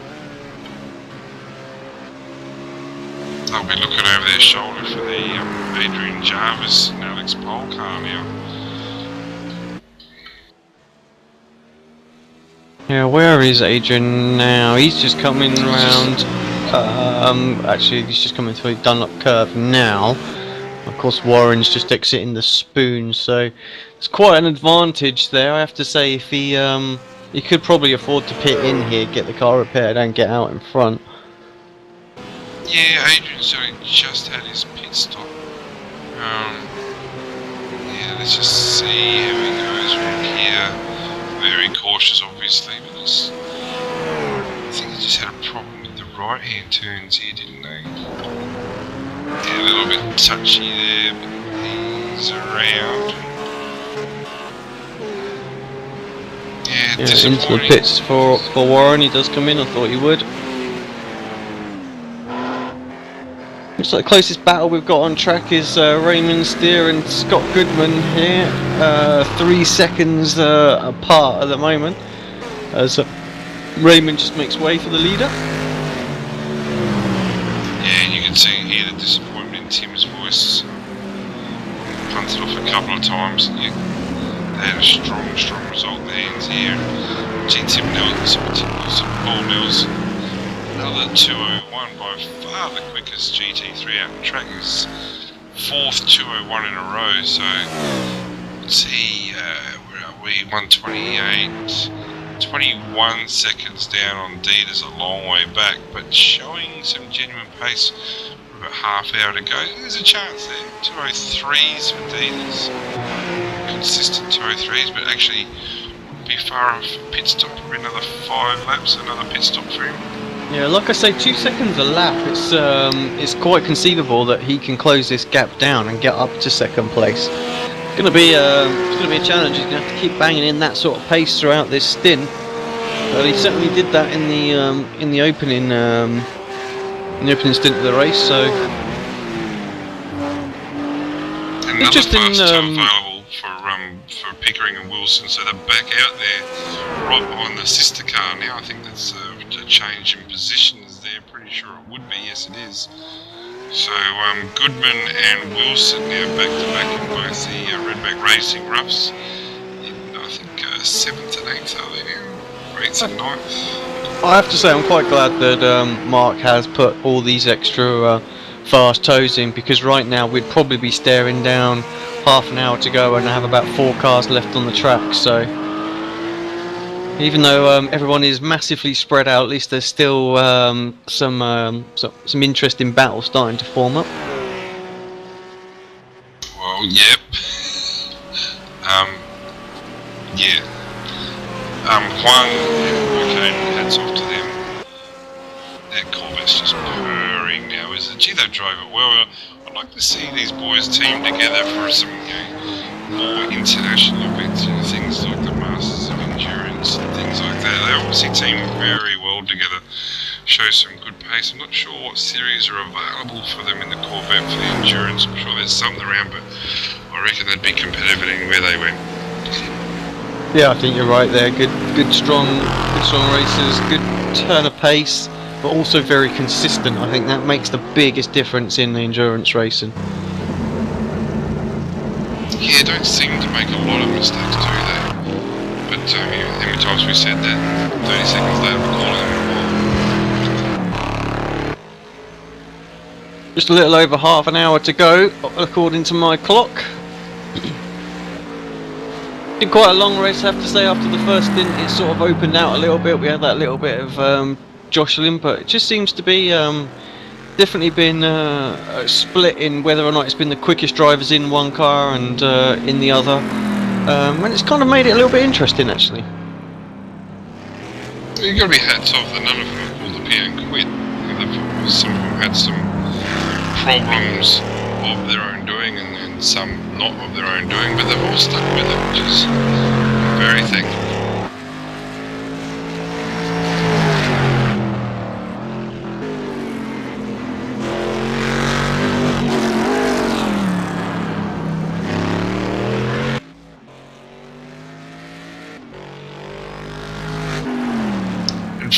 Raymond Steer has made some ground on Brett Wilson and Scott Goodman, so not so long ago, this is where the battle is for 8, 9, 10, the car 15 and the car 015.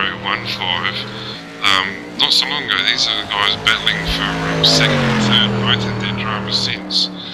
Ray's thrown down a 204.5 from the outlet from his pit stop. Brett's yet to record a time from his outlet. Fresher tyres with the rough. Fresher tyres with the rough will I'll imagine he might stretch his legs with Ray a bit. Ray just had that drama, didn't he, with Chris and putting him back, and when Kadir and Tim was thinking of the whole thing. But Ray did a good job getting the car back in the pits. Oh, he was driving off in a straight line there.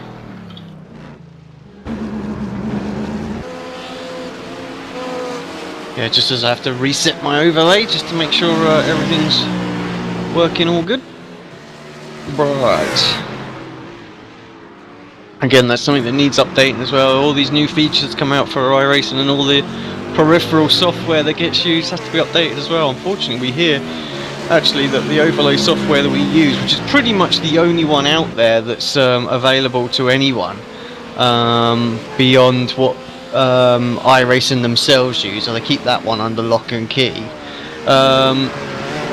It seems like it's not going to be updated anymore, which is pretty bad news. It was an open source project that guys can continue, but having spoke to some developers, they told me what state the code's in, so they don't want to take on the job. But yeah, not good for us for broadcasting moving forward. Our only broadcasting software overlay system, and no longer being supported. So let's hope that it doesn't break irreparably damaged and whatnot. And I totally messed that up, but you know what I mean. Yeah, I know what you mean. It's a shame. So work goes into this. Talk about a lot of work and a bit of a shame. Tim Jackson has been driving through the field, got up to 6th place. He's had a disconnect, so he's gone. The thing that I find interesting here is that the car remains. So Scott Newton back in the car, but dropped a lot of time through. Again, no fault of their own. It's not supposed to be a good drive by Tim today, has to be said. Tightening up a little bit. 7th, 8th and 9th. There's Adrian Jarvis as well. Nelson with a mistake. And the last chicane, so... Yeah, see what that cost him. Ashadita's into the pits as well, so he's going to drop a place to Paul here. So yeah, how far is Paul back from Marcus? Miles, isn't he? Absolute miles. So that ain't going to happen. Sorry, Kevin, that was as well. Yeah. Well, just I thought Bouquet had made a mistake too, but no. It just seems to be little races tightening up here. We've got so a couple of pit stops are happening here, so I'm just trying to keep up with things here at the moment. We've got Scott Goodwin, Brett Wilson and Raymond Steer all on the main straight together, so that's an interesting battle that could form up. Frashak a little bit further behind, just coming out of the chicane now. But those guys are all pretty close. Well, with Bouquet taking pit stop descent back to the lead is Cameron 1 in the 82 McLaren. I'd say they would just have the one stop to go. Actually, I would say that Bouquet has had his last stop already, so Bouquet back in the car from Marcus 1. So a good couple of stints by Marcus, and they just split the driving 50-50, not stretching it out too far, just doing their one stint, so not going to worry about double stinting at all.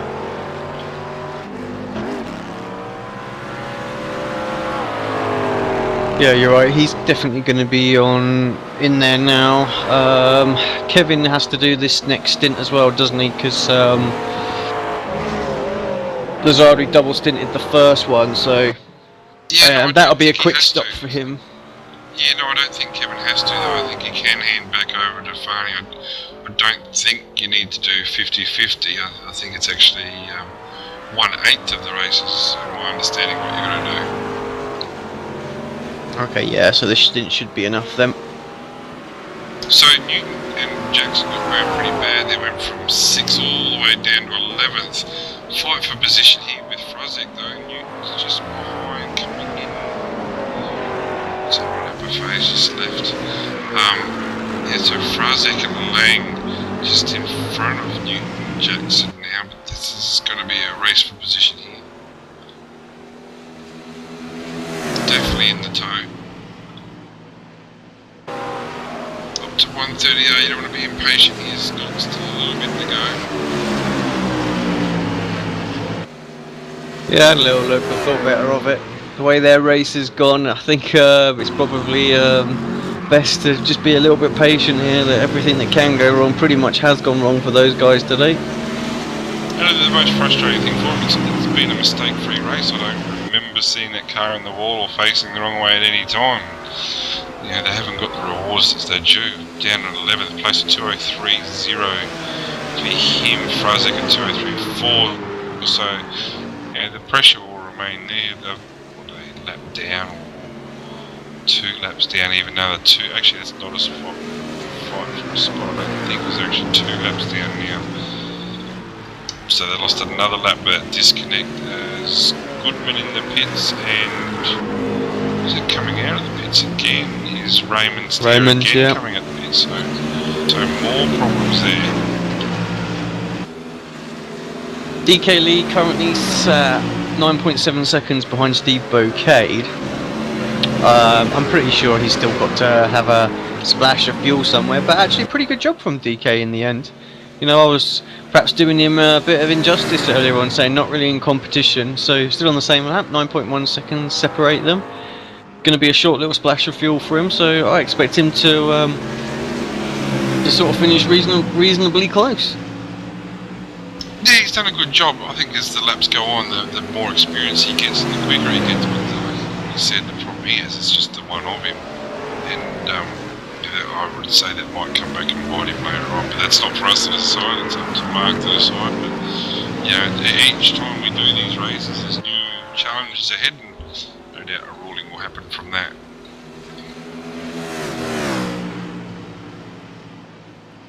Just still watch this battle between Scott Newton and Brashak. They definitely are fighting for position, 8th and 9th at the moment. It's 0.2 seconds separate them, as we can see. As a little look, Newton into the chicane. Brashak sort of put his car in the middle, and it made it quite difficult for Scott to really choose what he wanted to do there. Whether he was going to go up the inside and be extremely tight to the curb, or whether or not he was going to try and do it around the outside. In the end, he did nothing. Good run though, now into the turn 1. Just gotta get it done here, yeah, absolutely.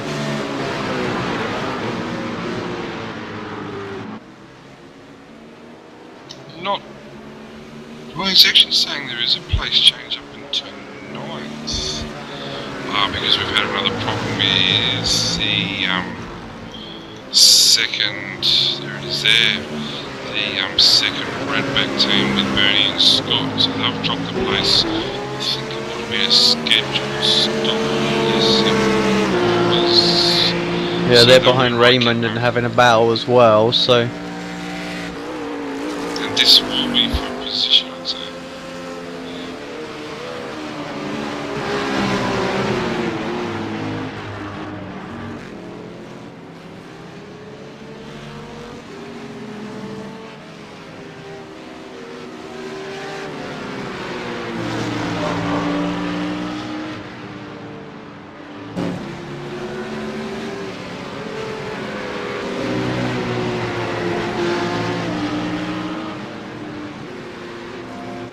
Nelson's hit a wall pretty hard as well at some stage as well.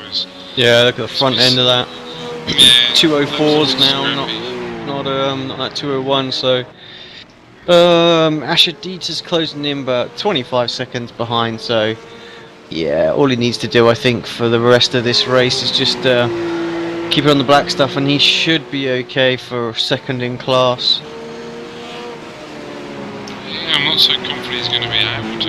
That looks like a handful to drive.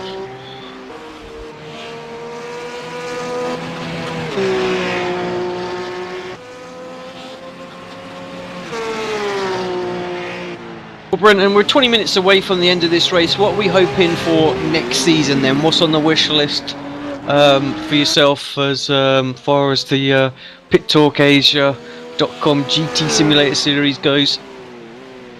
I'll be honest with you, my wish is that the vets will be having their last race today. As horrible as it sounds and as direct as it sounds, I'm hoping that once Bouquet and Huang take a very much deserved win here, I would be hoping that we'll be not having those in the series anymore. I think it's detracted from it, I'll be honest about it. Mark doesn't want to hear me saying it, but it's just a bigger tennis racket. It's not in the same race. It's driving the same track, but it's not in the same race. Be great to see, your Mikko Narcis and the real good guys come back to this series as well. That could change with the new season, hopefully. And, also fantastic to have the sponsors back again. They've been awesome sponsors. Mark's done a fantastic job, it must be said. But that's what I would be hoping for. That the Corvettes disappear into the distance and they can have their own race somewhere else. Nelson's in. Nelson's in. But hopefully, that would be the big thing that I would want. What about yourself? Yeah, I think I want to see more of an emphasis on the Nations Championship, to be honest. We focused quite a lot, on the individual drivers' championship. But yeah, I mean, I don't know about you, but certainly when I'm broadcasting it, I find it really difficult to know who is in what nation, things like that. We can't really tell with the club logos because obviously all we see is the the Sim Races Asia rather than the specific nations. So yeah, a big push on that, I think. And something else I'd really like to see, but I don't know how it would be implemented. And that would be some sort of balance of performance throughout the grid, so that we try and see really close racing throughout. So the likes of Lindman would have a little bit more ballast to deal with than say, Charles Fassier or someone like that. We had like 5 kilos here and there just to keep the racing super close throughout the season, and by the end of the season we'll hopefully work out where it needs to be, and we'll have this massive gaggle of cars fighting for wins. So that's my 2 wishes. I don't know how the second would be implemented and policed. I think you can always add the ballast, but it's whether or not the drivers would actually do that. The other thing is, and we discussed this off air before, is probably keeping the races or tracks consistent with what the official series is that week as well. I think that probably has a bit, and it has to be said that participation has been down over the last few weeks. Maybe it's because of this week the official series is at Motegi and here we are Suzuka. Mark can't be blamed for that in any way. He did this race program well before the official series program got released, but maybe that's something that can be looked at as well. Yeah, I think that's a good call. Actually, that definitely something that needs to be added in. Great to see.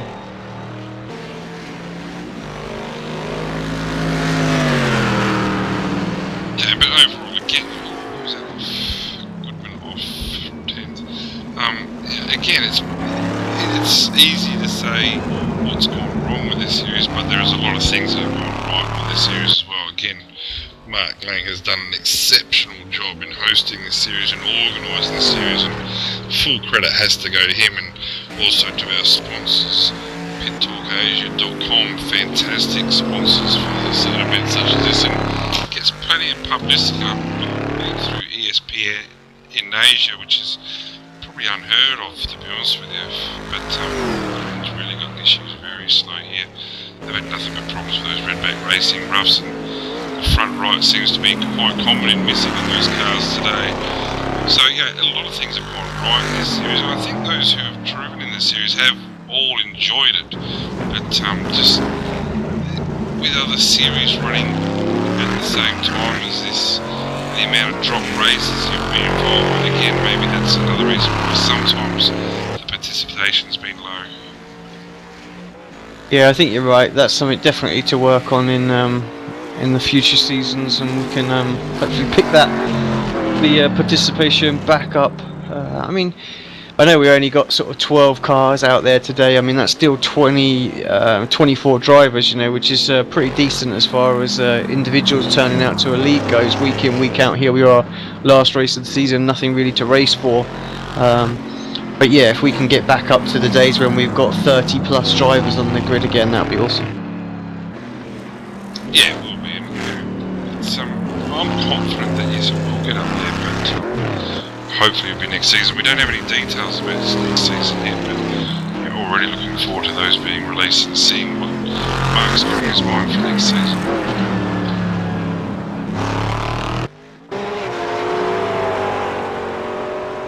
Just watching Kevin Hung on the screen here. Pretty much just finishing his stint off now. We've got 15 minutes to go. Gonna be pretty straightforward from him. He's got 45-second gap to second place, which is now Asher Dieters. Asher's got 20 seconds over Paul Nielsen there, who obviously pit for that damage. Took a fast repair. He's back out. I assume that he's going to be back into the 201s pretty quickly.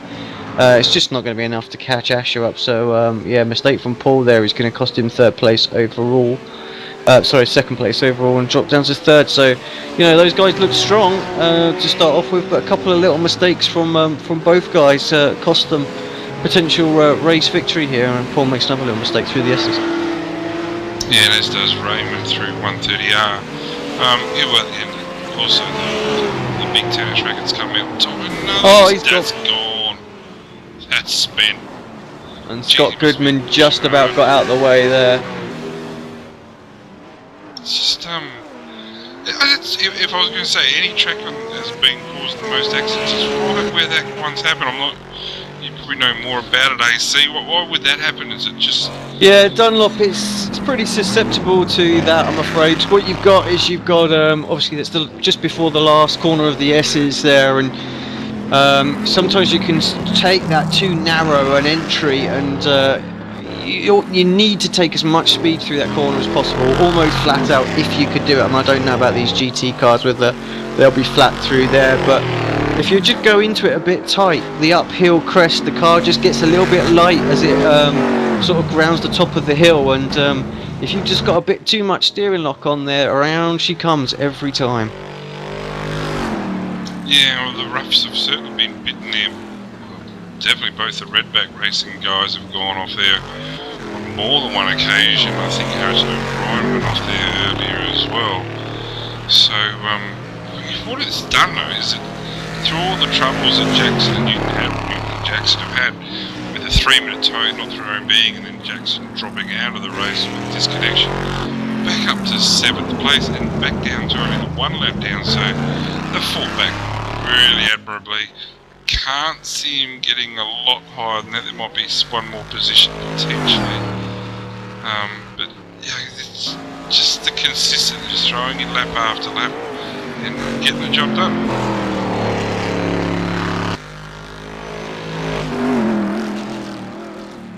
Pretty much no battling on track right now. 5.5 seconds is the closest we've got, which is Brashak and Goodman.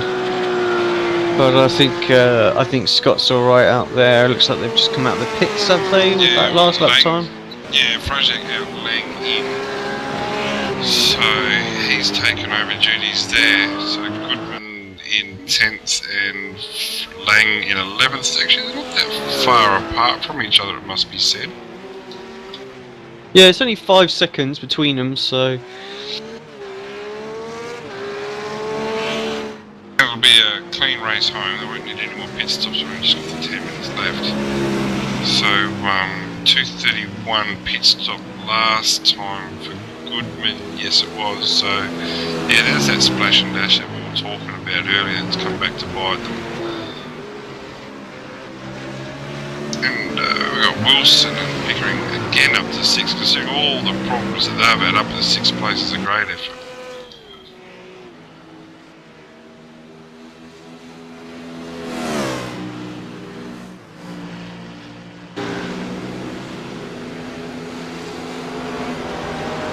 Paul Nelson's really labouring around now, isn't he? He's last up at 2:17 with that severe hit, hanging on to 5th place. I'm not sure he's going to have to do another pit stop. It was a hard hit, it must be said, be down on pace. Don't think he could really afford another pit stop now.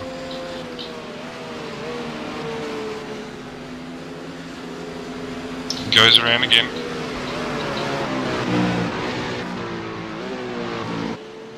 Ah, 2:07.3. So he doesn't need to look over his shoulder, I don't think.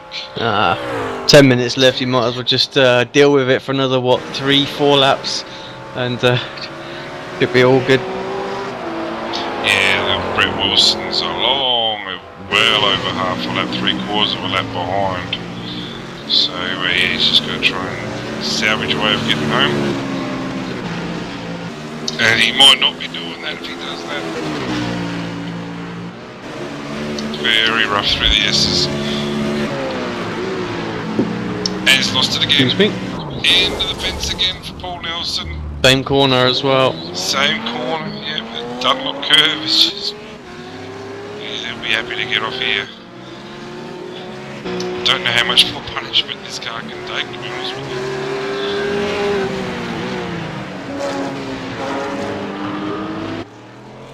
I don't think he needs to be driving probably as hard as he is. His lead back to 6 is substantial, but narrowing all the time now, but there's only 7 minutes to go.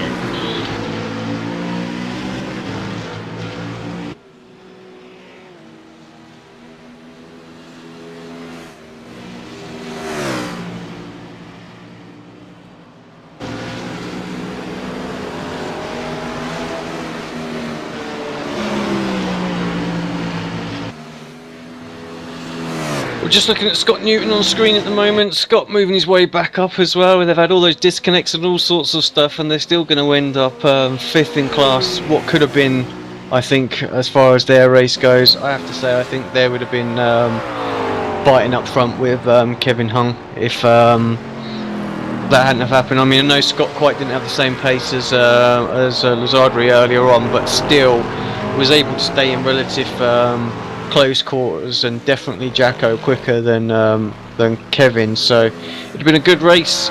Such a shame they had all those little problems. And mistake free as well. All the problems that they've had are not of their own doing. So it'd be so frustrating. Just knowing that you've run a clean race, you've driven well, you've driven hard, driven fair, but just no reward at the end. No, absolutely. DK Lee into the pits. I was just about to actually make a comment and say, actually, you know, he's under 40 seconds. It was a good stint, but I'm guessing he's about to do lose a whole load of time here with this stop. So it's going to be way over a minute. So It's still not a bad effort, it must be said. No, true. Normally drive.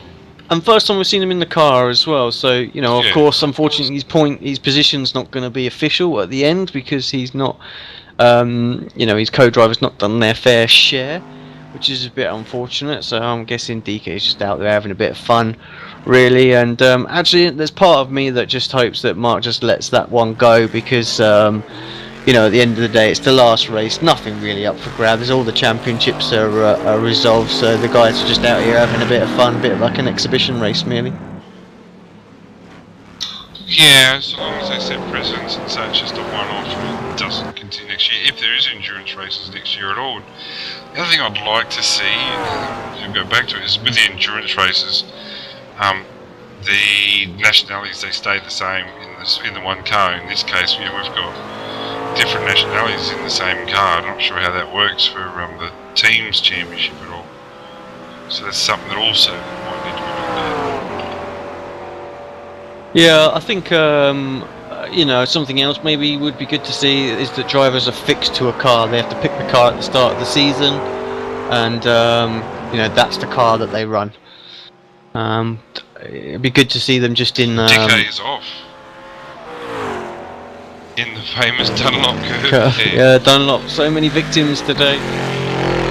Yeah, so that's the one car that they have, and they stick with that.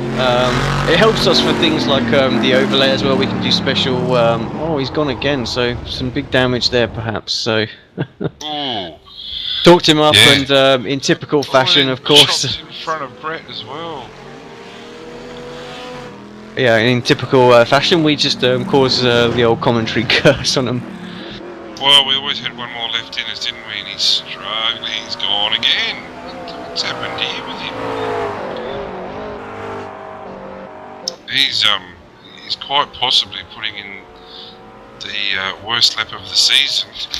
It's his third off. He's got some issues here. And, I think he's driven pretty well, it must be said, but obviously it's come back to bite him late. And he's close to going off again. He must have some steering issues.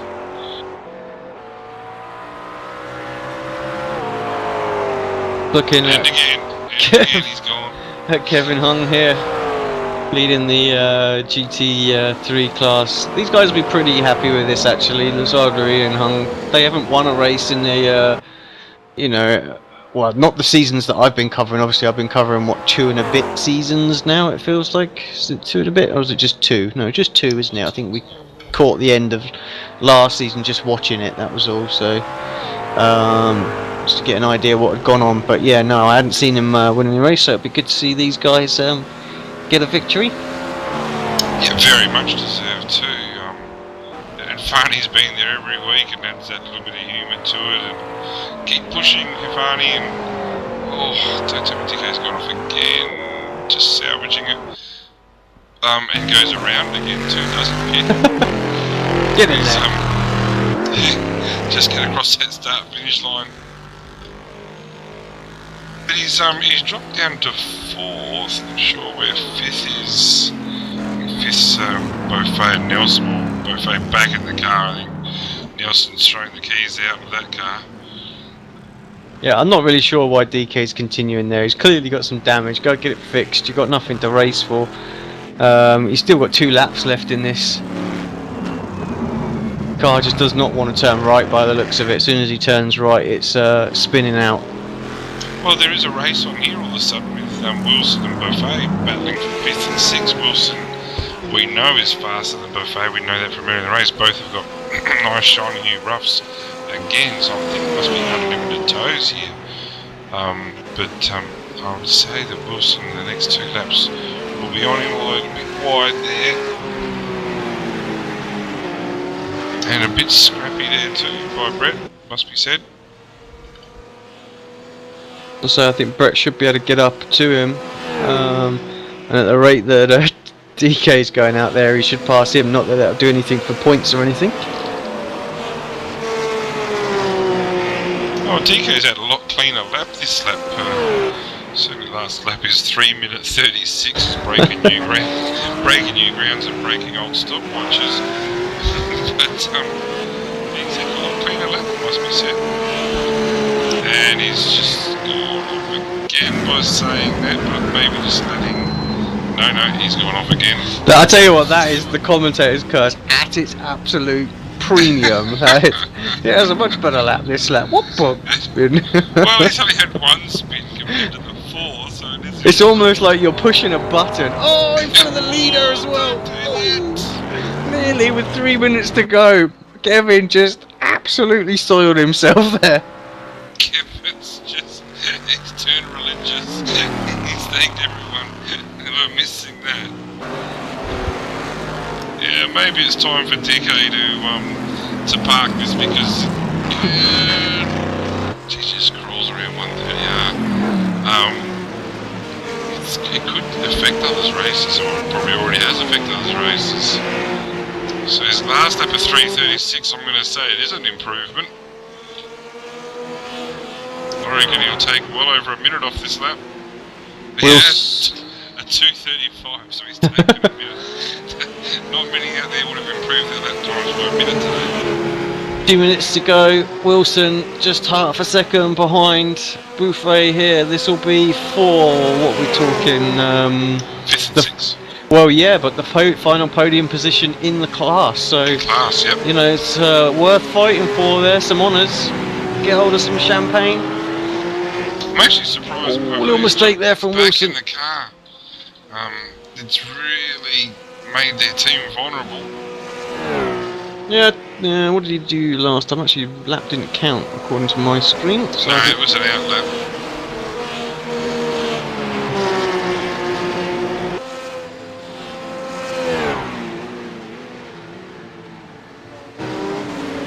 I think it's deserving that Bouquet brings his car home for the overall win as well. God, I wish I hadn't said that because the commentators curse anything could happen. yeah, where's the incoming bomb or something that's about to land on that Corvette?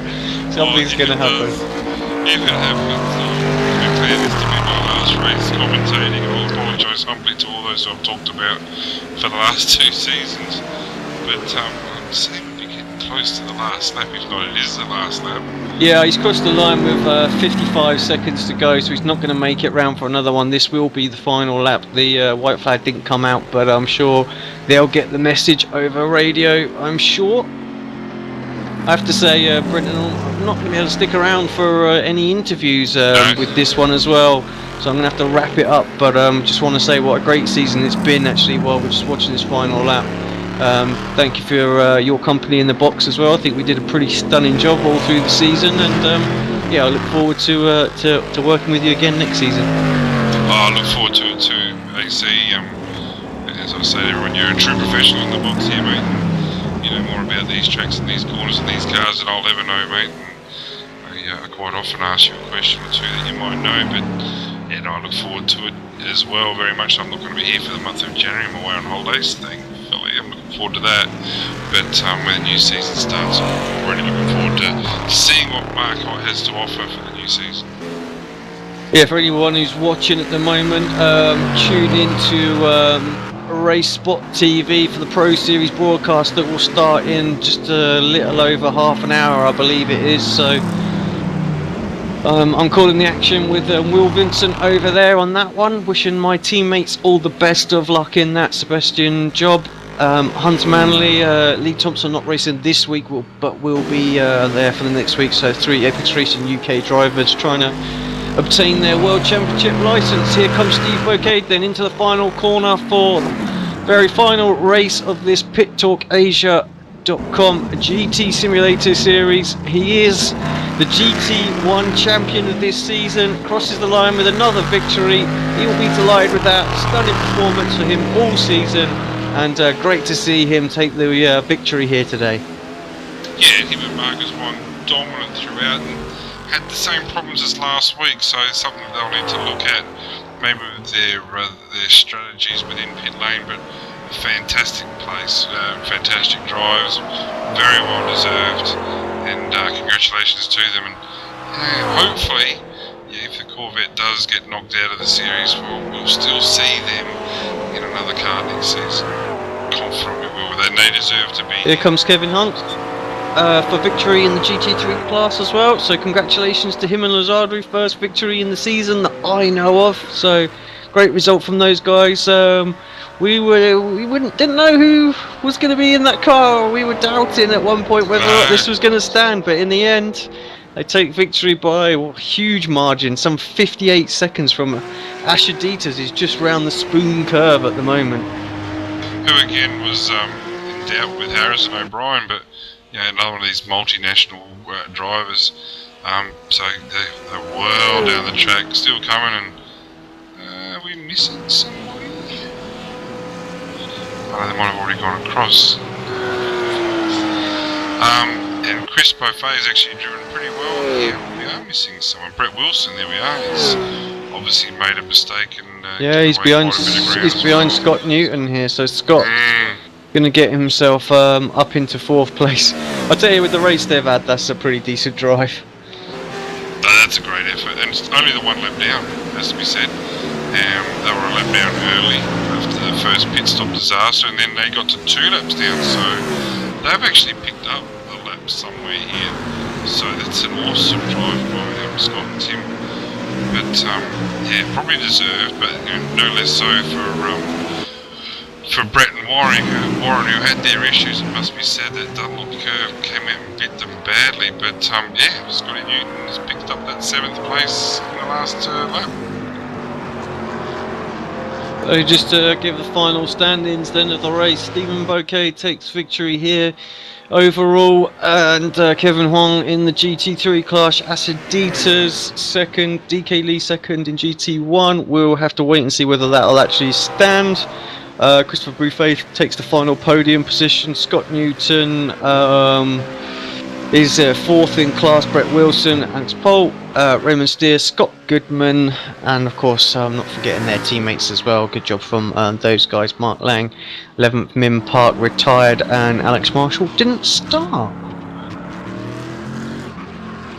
Well, Brenton, I hate to run so quickly, but I'm afraid we're going to have to. Just thank you for everybody tuning in. It's been a great series. I enjoyed it immensely. I'm going to enjoy next season just as much. A few weeks I think we've got to wait until that starts back up. I think it's probably going to be season 1 mark, just getting everything organised right now. But like I say, everybody, thank you very much for tuning in. Don't forget to help us by hitting that like button, so share it, subscribe to YouTube, tell all your mates and things like that.